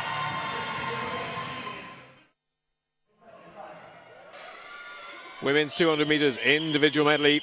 And here comes the first of the finals, the junior 200 metres individual medley. And the target time for the European juniors is 2:16.53. Off they go, and here they come in terms of names. Sophia Wilson of Guildford in 1, Tara Howarth of Lincoln in 2, Freya Anderson of Ellesmere College in 3, Yara Schlossen of City of Leeds in 4, Emily Large, she returns in lane number 5, Chanel Snedden in lane number 6 for First Club and City of Sheffield's Amy Bell going in 7. We don't have a lane 8 because Molly Roothouse has decided not to show. Lane number 5 from Newcastle, Emily Large, had a fantastic meet so far. And she is continuing that form in the junior 200 metres IM, turning first in 28.80. Second is Cara Slosson, also having a great meet from the City of Leeds. Look out for Freya Anderson from Ellesmere College in lane 3. She's been up on the podium on the freestyle and breaststroke events. And going well is Chantel Shedden from First in lane number 6. Looks like Kiara Schlossen's going to come in at the halfway stage in first place, 1:04.09. Emily Large in second place for Newcastle. And she's not too far adrift at the halfway stage. Chanel Snedden in third. And now on to the breaststroke leg. Is it going to be the lead swimmer that's going to dominate this, or can the swimmers either side of her from Newcastle and from Ellesmere College start coming back? At the moment, it's Schlossen who is dominating this race. Freya Anderson will be coming up on that breaststroke and the freestyle, but has Cara Slosson from City of Leeds done enough over the first 3 lengths? And it is going to be her that turns first, 1:43.82. Second place, Emily Large from Newcastle, some 1.9 seconds behind. And this is a commanding swim from Cara Slosson from City of Leeds. She now is approaching the final 25 metres, and she is being challenged slightly from Emily Large from Newcastle, but this is a dominant swim from the swimmer from City of Leeds. 2:16.53 is the time she needs to qualify for the European Championships, and she has done that. 2:15.69. Emily Schlossen, that's a massive personal best. Before today, 2:19.03. In fact, that was a personal best she set in the heats this morning, and she has smashed that out of sight. 2:15.69 in first place. Emily Large, 2:17.24 in second, and Freya Anderson in third. That's how to smash your personal best, not once, but twice in the course of a day, and this is how she managed to do it. Yeah, around about 4 seconds under the time she did this morning. As you can see now, heading into the final 5 metres, head down, drive into the wall, and there you go. That's what it is to get the European Junior consideration time. A great swim. She's been swimming great all week. She's done a lot of events. So hopefully when she starts to focus on 1 or 2 events, she'll be a bit more fresher Should be even faster, but brilliant swim and well deserved. Thoroughly well deserved, especially when you do a personal best. There they are in the call room for the women's 200 IM still to come, with the likes of Amy Wilmot, Siobhan Marie O'Connor's in there, Hannah Miley's in there, already and raring to go for the big race still to come. Before we get to that, let's go to the Target Tokyo 200 metres individual medley final. Let's count them on the pool decks. Then have we got 7? Yeah, we got a full continue. We don't have 8, but there were only supposed to be 7 in the first place. And 7 we have. Jane Brown will go for Newcastle in lane number 1. Emma Day of Loughborough in 2. Abby Wood in 3, also of Loughborough. Lucy McKenzie of Stockport Metro in 4. Neem Robinson of the Pioneer 79 Club. Guildford. And by the way, we did find out that Guildford have applied to be a city, but they're not a city yet. This was something I raised in the heats this morning, but yeah, they've applied to be a city, but some of the clubs have already given themselves the city name in advance of being a city. There you go. Always a fountain of knowledge. No, that comes from other people. I didn't find out myself. Other people told me that. Lane 6, Alicia Wilson and Neem McDonough of Borough of Stockton is in lane 7. So we have the 4 lanes of the pool, 4 lengths of the pool, with the butterfly, backstroke, breaststroke and freestyle to come for the Target Tokyo final. Let's see who might shape up to look like they might be on the plane, or possibly contenders to be on the plane for Japan 2020 after we've seen this race. Emma Day going very well in lane number 2 from Loughborough University. Another one of those swimmers we've seen a lot about this week. Doing the 400 medley and the butterfly events. Normally does come from that butterfly background, so you do expect to see her up there on the opening 50, turning first in 29.36. Second place, 1 lane above her, is Jane Brown, but that lead now is coming under some threat from lane number 6, Alicia Wilson from Guildford City. But Emma Day is streaking ahead on the opening 100 metres. Looks very, very good, doesn't she? On the butterfly, followed by the backstroke, and she will lead, Emma Day, that is, after the first 2 lengths, 103.33. Second is Alicia Wilson of Guildford City, and third is Lucy McKenzie. But as we say, the all-important breaststroke leg can sort them all out. In this case, Emma Day is backing up a very good butterfly, excellent backstroke, with a very impressive breaststroke as well. Yeah, we saw Emma Day in the 200 metres breaststroke as well earlier in the week. So she has some form over this discipline, and she is streaking away, coming down to the final turn. Touching with 2 hands onto the freestyle leg, and using 5 metres underwater, now starting to really drive home. 35 metres to go, the rest of the field all in a line for the 2nd, 3rd, 4th spots. There's no doubt who's leading with 25 metres to go. Now, what she'll be setting her sights on is the best time she's ever done. It's improving on the 2:15.75. Hasn't done it this season, but looks like she's going to do it in Glasgow, in Tollcross, at the National Champs, and that's what she does. 2:15.04, so 3/4 of a second improvement on what she's done before in lane number 2. Abby Wood in 2nd place for Loughborough, and Lucy McKenzie in 3rd.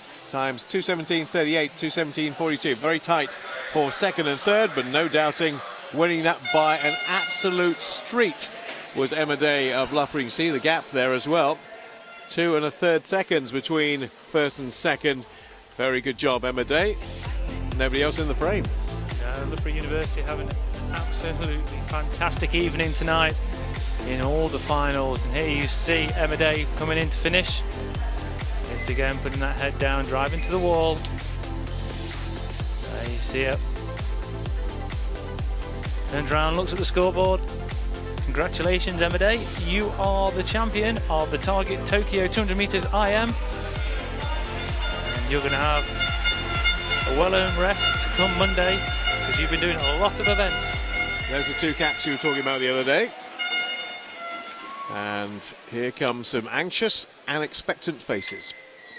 because we have the final of the 200 metres individual medley, the ones with those potential Olympic spots up for grabs. Now, one person is more than capable of doing the qualifying time, 2:10.19.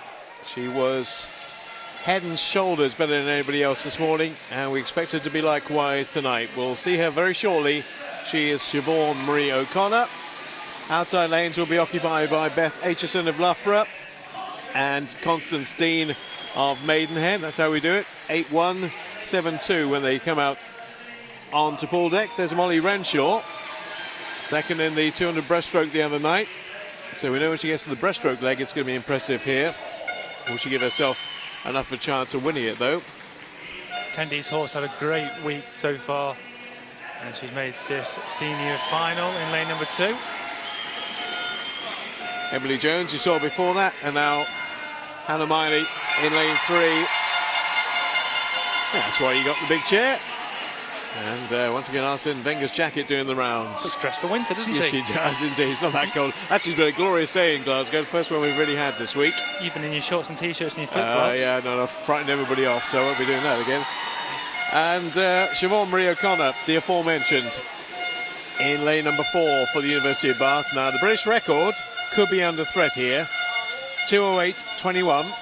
Qualifying time 2:10.19. I've got to say, in terms of this week, this is one of the easier qualifying times because of the nature of the person who's going to be doing it. It's not an easy time, but because she is so good, this should be, fingers crossed touching wood, a breeze for Siobhan Marie O'Connor. Question is, can she carry anybody else with her? Amy Wilmot, Hannah Miley, somebody else? Could we get 2 in? Well, she will be very confident. She doesn't have a weakness. Her butterfly strong, her backstroke strong, her breaststroke looking outstanding these days, and on freestyle, no problems at all. She is away quicker than anybody else, alongside Hannah Miley, both in the 6s. And at 35 metres, she has a body length advantage over the rest of the field. We normally see Siobhan go out very, very strong, and she's doing it. But like you said, she is head and shoulders above the rest at the minute on the 200 metres IM. She did represent Great Britain at the World Championships last year at this event, so she's incredibly strong. Got a bronze medal in Kazan and a gold medal at the Commonwealth Games in 2014, so she's international honours at this event, and we're seeing a world-class swimmer now. That time, consideration time, 2:10.19. She has been under it many times before. She needs to do it here tonight. Also going very well in lane number 2 is Candice Hall. Amy Wilmot in second in lane number 5, but so far it is Siobhan Marie O'Connor from Bath University. It's going to touch first in 61.35. Looking very comfortable. Amy Wilmot is now trying to pull her along if she possibly can. They both want to get this time if they can. 1:02.43, probably the only real 2 contenders, though Hannah Miley won't want to hear that said within earshot because she'll feel that she has a chance, but nobody surely is going to catch Siobhan Marie O'Connor. 2:10.19 is the qualifying time. British record on the books, 2:08.21. At 2:10 does look very much in range, certainly the way she's swimming. I did say she has a great breaststroke, just proved it there. 50 to go. Bring it back now, Siobhan. This is going to be a great ding-dong for second and third between Hannah Miley and Amy Wilmot. No doubt who's going to be taking the win is going to be Siobhan Marie O'Connor, but how quick is it going to be? Look a little bit further behind at the race unfolding behind between Hannah Miley, Amy Wilmot. Also going very, very well in lane number 7 is Molly Renshaw.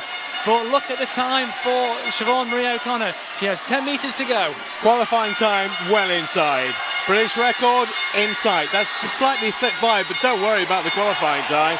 She's done that. 2:09.66.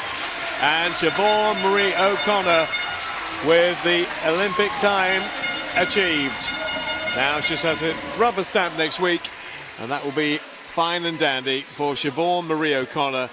Second place to Hannah Miley. Snuck into second, did Hannah, in 2:12.02. Amy Wilmot gave it her best, but just had nothing left in the tank at the end. 2:12.57. Molly Renshaw, 2:14.32. So Siobhan Marie O'Connor, as anticipated, does do the time.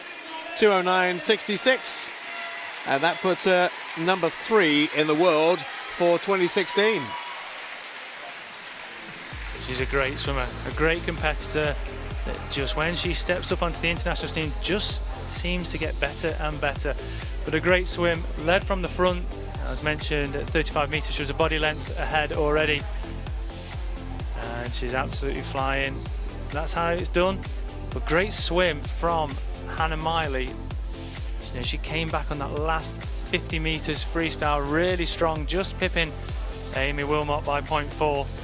So congratulations to the top three, but no doubt who the winner is.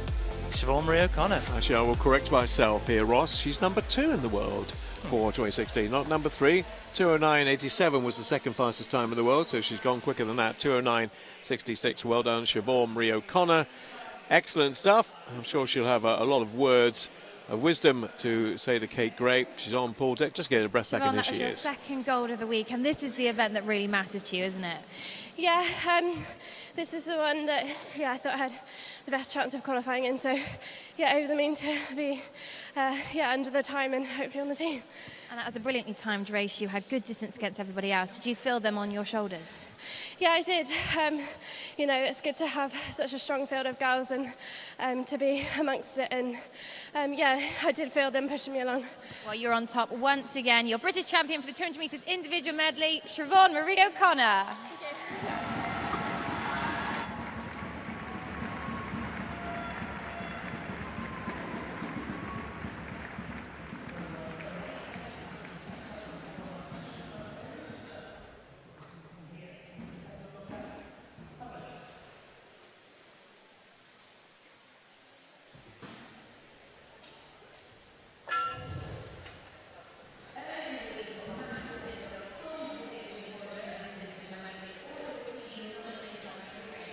So that's a lady there that we know has a huge amount of experience. She was at London 2012, the youngest on the team. She knows what she wants, doesn't she? Yeah, she took that race out from the start and she secured her place for the Rio Olympics. But for me, like you said there, she was the youngest member on the team in London in 2012. So she's had that experience of an Olympic Games and a home Olympic Games. So she's going to take that experience and she's going to put it to good use in Rio because, you know, the Olympic Games, it's the grandest stage of them all. Yeah. So she's had that experience as a young swimmer. So now to take that experience, you know, in the summer, I think it's going to hold her in good stead.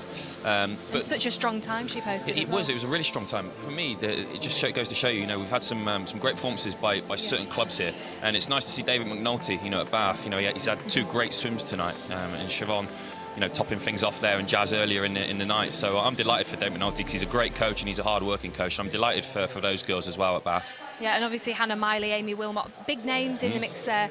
Ellie Faulkner, you know, to go out there and swim so hard and from the start, you know. Yeah, I got the impression that Siobhan, you know, she did the 100 free earlier in the week, and I feel like she's been itching to go with her main event, and that was the impression I got there. She went from the start, and it was a strong lineup with Amy Wilmot and Hannah Miley, you know, but she held them off, and no one was beating her, I don't believe, tonight. You know, she wanted that, and she took it. She was having none of it, was she? No, she certainly wasn't. So not congratulations to her. Now, I've got a couple of tweets that have been coming in. Don't forget, our hashtag is #BSC16. Now, we've got the Ferries. They're watching on the live stream. They say, good luck to Sam Irvine, who's going in the Target Tokyo final, the next final that we have, the men's 50 freestyle. Annabelle Crossman says, congratulations to Jazz, as does Helen Hine. She says, Jazz Carlin, you made me emotional. It was an emotional moment when we saw Jazz Carlin finish there. Real sigh of relief, wasn't it, when she touched that wall and we hugely. saw she got the qualifying time. You know, really delighted for her. Yeah, because obviously she 2 golds already of this week, but she hadn't made the time, which must have been so frustrating. So obviously we said 3rd time lucky, but she must have had a lot of pressure on her shoulders going into that. How crazy is that to think, you know, going into tonight's race, she'd already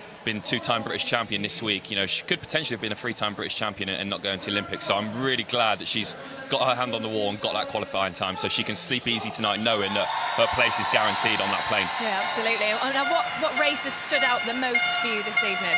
This evening, I think it's got to be Jazz's swim. I really do. You know, there was so much emotion there, and you could feel it. You could cut the tension with a knife in here tonight, because everyone knew what she experienced 4 years ago, and they just really wanted it for her. So I'm really glad she's done it. Siobhan was a great swim as well. She'd have been inspired by Jazz's swim earlier in the night. If you're a swimmer and you're sat behind the scenes and you watch someone who you train with on a daily basis have a great swim, you know, that says a lot. You know, that they've done the right work. It says that you've done the right work as well. So she'd have took inspiration from that, and it proved there with that race. Yeah. Well, let's take a look at the moment that it's all made up for is, of course, the medal presentations. And we're looking at the 200 metres individual medley winner. Kind of a mixed look on the face of Roberto Pavoni, because he's the British national champion yet again. But there's a kind of half smile for Robbie there, because he hasn't achieved the target time, and not quite what he wanted for today.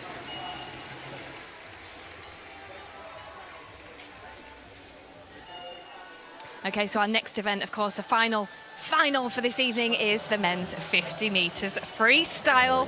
Excited for this one? It's the big one, the blue ribbon event. You know, it's going to be a bit of a ding-dong, I think, tonight. You know, Ben Proud, you know, he's a great swimmer. Yeah, like I said who else earlier, do you think's in the mix? We're mentioning Ben, but yeah, who else? and Andrew Weatherett. I certainly don't think Ben Proud's, you know, got it all his way tonight. I think Andrew Weatherett, he's a big lad. He's 6'6", and he's as big as he is, you know, tall.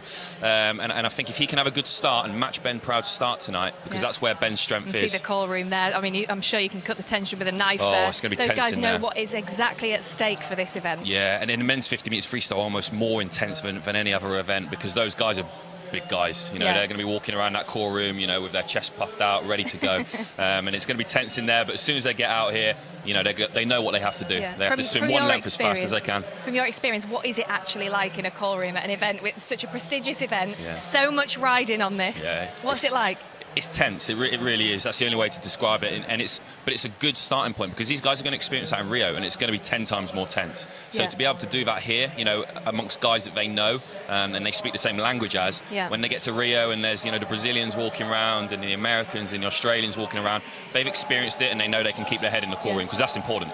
And in terms of Plymouth Leander, there must be something maybe in the water over there at the moment. It What's is. going on? John Rudd's doing a stellar job. You know, he's a great coach. He's got a lot of experience. I've known John for a while, and his philosophy very much is technique.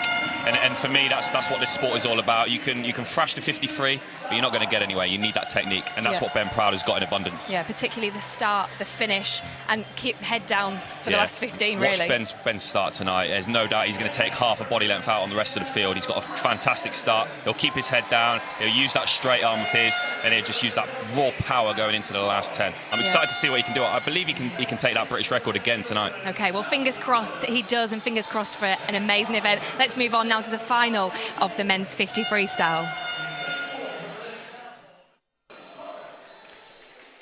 On to the junior 50 freestyle final first. And this is the lineup for the 50 freestyle. Joshua Thompson of Carnforth will be in 1. Lewis Clough of City of Salford in 2. Jack Zaranek of Edinburgh will be... Oh, I'm sorry, I get that right, because I got his brother's name right earlier on. For Lewis Burris of Southport. In 4, Michael Jacobs. There you go, just completing the lineup. 5, Charlie Pullen. 6, Andrew Roy. 7, Grant Henderson in lane number 8. So, first of 3 races in the 50 freestyle. This one, the junior version, and the junior time required for the Europeans is 23.22. Lewis Burris was quickest going in from the heats to the final. He's got to improve by about half a second. Having a fantastic start, trained out in Dubai at Hamilton Aquatics, and he is absolutely flying. Just taking his first breath, also going very strong in lane number 2 is Lewis Clough. Well, it's between these two, Clough or Burris. Who's going to get there first? Just Burris in 23.39 seconds. Second place to Lewis Clough, 23.61. And third is Grant Henderson in a time of 23.45. I think he was slightly pleased with that one, just a little bit. And that's the rest of the finishers, but the winner time, 23.39.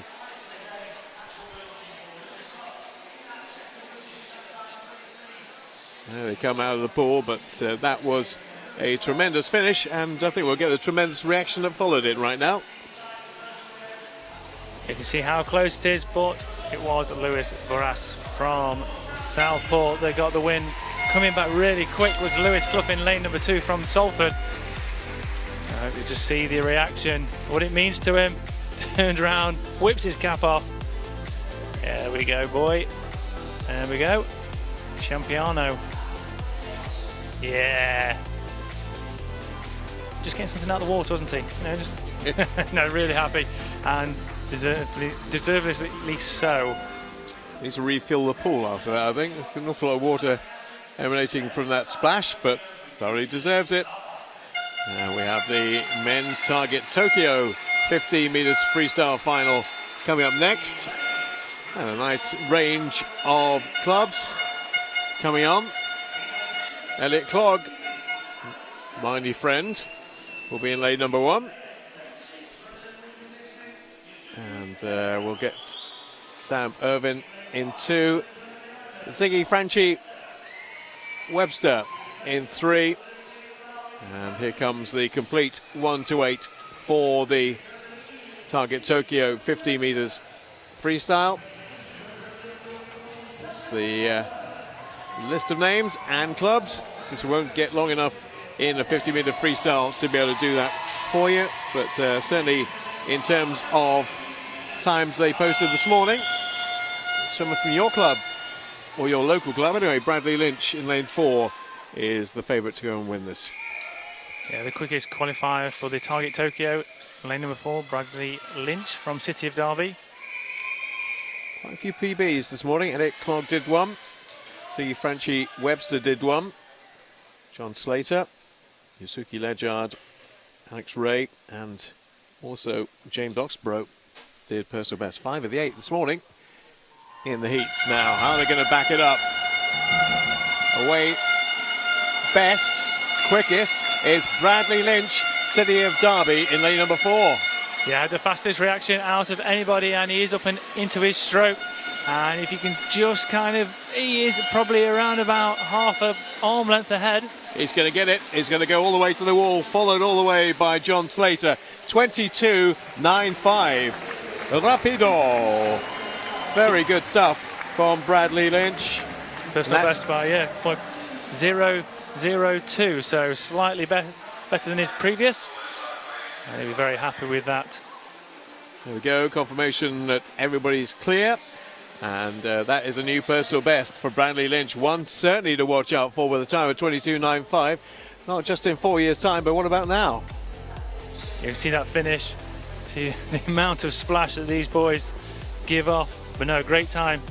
Going under 23 seconds yet again. You can see him 22.95. Slightly better. Slight improvement on his personal best. Taking the win. Okay, so we're just moments away from our last final of the evening, and it's going to promise to be very, very quick. Certainly is. I can't wait to see Ben Proud in action on that start. You know, his start this morning was fantastic, so I'm really looking forward to seeing that. But one thing for me, Ben Proud's moving that event on. So I'm delighted to see that. He certainly is. Now, this was him this morning with a fantastic swim. So quick in the water. He needs to do that again tonight, but even quicker. It does. You can see straight off the block, nice and quick. Doesn't mess around too much underwater. He's straight up into that great, nice, clean breakout, and you can see him there with the straight arm. And if you actually watch him going into his finish here, I believe about 10 metres out, he shuts down. He doesn't take a breath. He keeps his head down. Nice finish. Does everything right, but he does shut it down 10 metres out. So it's still a little bit more in the tank there for tonight, I believe. Yeah, and obviously younger kids watching and aspiring swimmers obviously will be excited to watch this. But let's move on now to the final for this evening. It's the men's 50 freestyle.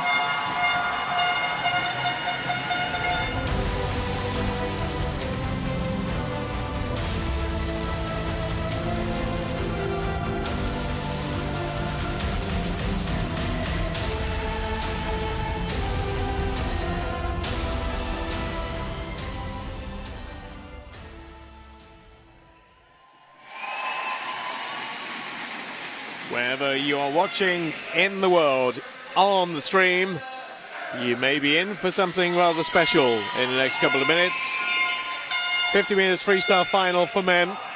And we saw a British record set in the heats this morning by Ben Proud, who is ready and raring to go. Pull your kecks up. That's not him anyway, this is him. This is Ben Proud. British record of 21.65. And the target time, which is already done, of course, 21.84, but he needs to do it in the final. Let's run through the lineup for you as everybody takes their position. And there is James Disney-May, who's going to go into lane number 1. So we'll give you the full 1 to 8 in the 50 freestyle. Here it comes. James Disney-May, Jack Thorpe, Thomas Fannon, Ben Proud, Andrew Weatheritt, Aaron Rickus, David Cumberledge and Miles Monroe. I'm glad we mentioned them because we may not get much of a chance to do that when the race is actually underway. We'll be focusing almost exclusively on lane number 4. If you could just shut up for a bit while we're doing this one, yeah? Ben Proud in lane number 4 for Plymouth Leander. Andrew Weatheritt is the one who could possibly give him second place. But last into position, here comes Ben Proud. British record in the heats this morning, 21.65. He's going. Who's going with him? Andrew Weatheritt in 5. Thomas Fannon going in lane number 3. All about Ben Proud against the clock. 21.65, the British record is set in the heats this morning. 21.73 for Ben Proud in the evening, and he has done the qualification time required for Rio 2016. Ultimately, it was a little bit slower than it was this morning, but still with that margin of allowing him to just take it a little bit more comfortably, perhaps. I'm not sure that was quite his intention, but nonetheless, 21.84 is what he needed to do, and 21.73 is what he did, just clearing up everything else for you. Second place going to Thomas Fannon, third place to Andrew Weatheritt, and James Disney-May in 4th. So 21.73, another one aboard the Rio Express. This time it is Ben Proud of Plymouth Leander.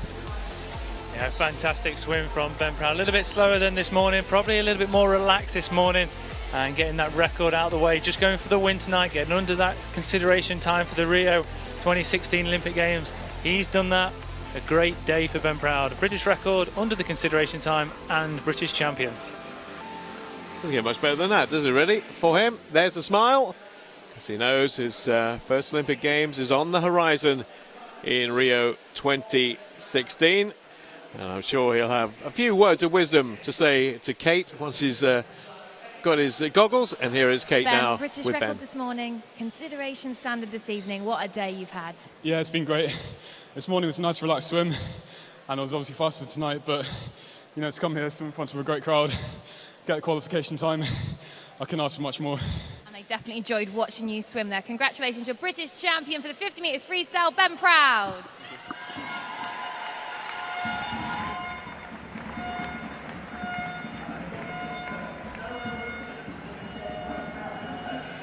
Well, all in a day's work there for Ben Proud, eh? Yeah, job done, I guess. It was an interesting pro show tonight. I thought a few people there tensed up, Ben included a little bit, and it's a tough event to swim fast, and if you do feel a little bit tenser, you have to really stay relaxed and free-flowing swimming. But Ben will be delighted again, you know, to get another time. I think it was equal to the old British record again tonight, so 2 very nice times today. Now, what do you think he's done from this morning to this evening? Because, you know, we mentioned about pressure and everything, but he can deal with that. He's experienced enough. He is, certainly. He'd have gone home, he'd have recovered today, he'd have ate the right foods, he'd have got some sleep, no doubt, and he'd have come back tonight with a new head on, ready to go again and step up to the plate. And he did, you know, it's another great swim.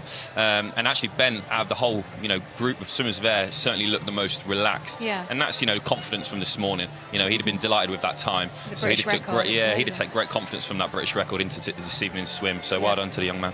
And obviously, you know, we're talking about the swimmers. We've mentioned about coaches, of course, this week already, but family, friends, partners, it's a bit tough for them as well, isn't it? It is, yes, that support network that we speak about. You know, it's partners, it's family, it's friends. You know, which helps with the relaxation before an event. 100%. My mum and dad used to go through the ringer, you know, sat up there in the crowds, you know, watching me. It's a lot of pressure on these parents, and I was watching Jazz Carlin's parents when she was swimming earlier in the evening, and you know, you could see the pressure. You know, they want them to do so well. Of course they do. It's a little girl, and you know, I was delighted for Jazz that she managed to do that tonight in front of her mum and dad. I couldn't actually see where Jazz's family were until she touched the wall, and then I could see straight away. They were absolutely over the moon for her. They were, rightly so, because they'd have had a tough 4 years as well. You know, they knew how bitterly disappointed Jazz was. So for her to turn that around tonight, having missed qualification in London, it's a good feeling. Well, let's take a look at the medal presentation. And talking of good feelings, great feeling for Siobhan Marie O'Connor, part of the London 2012 team. And she's going to be doing it all over again in just a few months' time in Rio. She has achieved the target time for the Olympics this year. Absolutely thrilled. Just dominated that 200 metres individual medley, as we suspected she might. Amy Ward did try a level best, as did Hannah Miley to catch her, but let's be honest, it was Siobhan's race pretty much to the start. She doesn't have a weakness, that's the thing. She does all 4 strokes of an equal standard, and that's why she won the 200 metres individual medley for women here. So what a fantastic achievement for her. I mean, it's standing on that podium, that's what the moment's all about, but this event is about the times as well. Certainly is. That's what you do all the hard work for, isn't it? And that's why it's so bitterly disappointing when you see swimmers not achieve what they want to achieve this week, because you know the hard work that's gone into it, and no one wants to work hard and not get a result at the end of it. But, you know, Siobhan's putting the hard graft, and she's got the result she wanted there. Yeah, and we seem to have had swimmers that have either missed it or got directly under it, but how frustrating, you know, if you just miss that time. Oh yeah, bitterly so. And there's every Olympic trials, there's always someone who... Okay, well we'll just hear from Siobhan Marie O'Connor. Now remember, from London, you were the youngest on the swimming team. Now this time for Rio, do you feel a little bit more experienced? Yeah, I think so. You know, last Olympic trials was pretty tough. I went for the 200 medley and nerves just completely got the better of me, and I missed out on being able to swim that. So I was absolutely over the moon to be able to qualify in that event, and yeah, I get to do an Olympic Games all over again because it was amazing. What are you most looking forward to? Just getting to see Rio, and you know, last time I was quite young, and getting to watch, you know, people on the team swimming amazing, and some of the swims I got to see were so inspiring. So I'm kind of hoping that I get to go there and be amongst it and put in some good performances. Well, we definitely believe you can, Siobhan. One more time for our British champion, Siobhan Marie O'Connor. We were talking about just before the interview there about swimmers that have just made it regardless. Tonight she got the time that she needed to, that she wanted to achieve, and I think there's great things for her. Yeah, definitely. And at every Olympic trials, there's always someone who misses out who you expect to be going, and there's always that one person who you never thought would qualify, and they end up qualifying. But Siobhan, you know, we expected her to qualify. There was that expectation on her, and she lived up to that expectation, which is brilliant. Yeah, because it can go one or two ways when you're so young. The youngest on the team, particularly for 2012, for a home Olympics, there's a lot of pressure, but she maintained such a good level of professionalism, and that's kind of seen her through to develop and mature. Yeah, definitely, and she did in 2012 as well. You know, being on that team and seeing how she, you know, at a very young age, held her maturity level amongst senior members of the team. She was fantastic. She really did herself proud, and there's no doubt that's going to hold her in good stead come summer. Yeah, because it certainly can't have been easy at that age. Definitely not. You know, when she's got people on the team who are 27, 28 who have been doing this a long time, you know, she had so much respect for those guys. She was very respectful, and you know, her performances in London weren't where they wanted to be for her, but it was a stepping stone for her for bigger things this year. Yeah, and how do you think our swimmers now are going to move forward, because they've got 4 months, say, of progression before Rio? And it's now it's all about going back to the training pool, not much of a rest, not much of a break, and getting the job done in the lead up to Rio. And the one thing you don't want to happen is this to be your Olympic Games. You want to go to the Olympics, and you want to go faster, and that's Bill Finesse's philosophy and British Swimming's philosophy, and that's what we want. Yeah. Well, let's take a look at the presentation. Great night for Plymouth Leander, great night for this young man, coached by John Rudd at Plymouth Leander. Ben Proud living up to his name and getting on that plane to Rio in a few months' time. Courtesy of that, not quite emulating his British record from the heats, but nonetheless a quick time, another sub-22 time for Ben Proud, and that is sufficient to make sure that he's added his name to that long list, or growing list anyway, of people on their way to Brazil.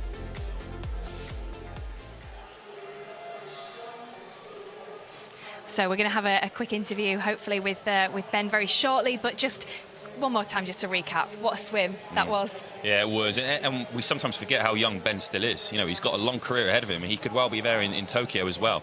So this is not only a stepping stone, you know, for bigger and better things for Ben as well. Yeah, and what's been great is to see the junior finals and the Target Tokyo finals as well, to see the plethora of talent coming through. Yeah, and Ben... Let's hear from him now. Ben, you must have literally ran round the edge of this poolside to get here in time. Has it sunk in yet? You now could be on that plane to Rio. It's really exciting. I mean, to deserve the spot on the qualifications means a lot to me. And after a rough start to the week, it's great to come away with the gold medal and a good time. So I'm really pleased with the way things have gone this week. And how do you bounce back? You know, in a few minutes' time, you've got to get yourself ready for the biggest event of your life. Yeah, well, it's back to training pretty soon. And then, you know, just trying to keep your head down, focusing the way through. And then once you get to the games, it's, yeah, well, I'll find out. Well, we can't wait to see what happens. One final cheer for our British champion this evening, Ben Proud.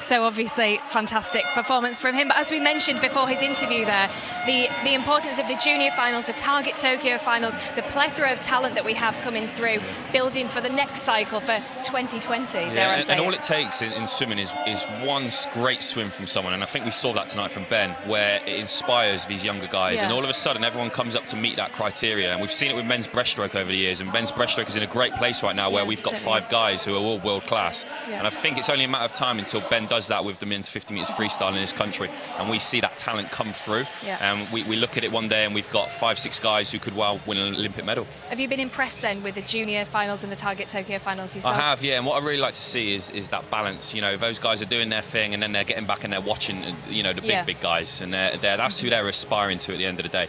So I think it's been a great setup here at the British Champs. A great development pathway as well. Well, let's summarise this evening the men's 1500 metre freestyle final. That was amazing. Tim Shuttleworth certainly, you know, lit this place up and set the precedent for tonight, didn't he? You know, it just exploded in here, and for such a young man, a very, very mature swim by him. And Jazz Carlin.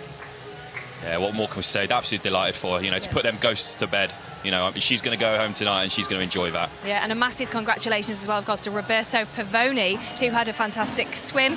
Maybe not the time he wanted, but British champion all the same. Yeah, and I said it the other day, what Roberto Pavoni's done for medley swimming over the last 5-6 years in this country is nothing short of phenomenal. So, you know, maybe now he's getting to that stage where he's passing over, you know, that mantra, but he's done some fantastic work for that. And as we've just seen, obviously, Siobhan Marie O'Connor with a fantastic swim, you know, dominating the field, really. Yeah, it topped the night off, really, didn't it? You know, the expectation was on Siobhan, and she lived up to that expectation. And that's what you have to do to be a world-class athlete, which Siobhan is. Yeah, and a British record for Ben Proud this morning, and a great swim this evening. What more can you ask for? Yeah, and it's tough. It's tough to back it up. You know, Ben went in this morning, did a great swim, and he's backed it up this evening, which is tough to do, and that's what these guys are going to have to do come the summer at Rio. Yeah, well, I can't believe it's day 5 of the British Swimming Championships 2016. We have one more day left of action, so 9:55 tomorrow. Make sure you are here. We're going to kick off the morning with a women's 100-metre breaststroke.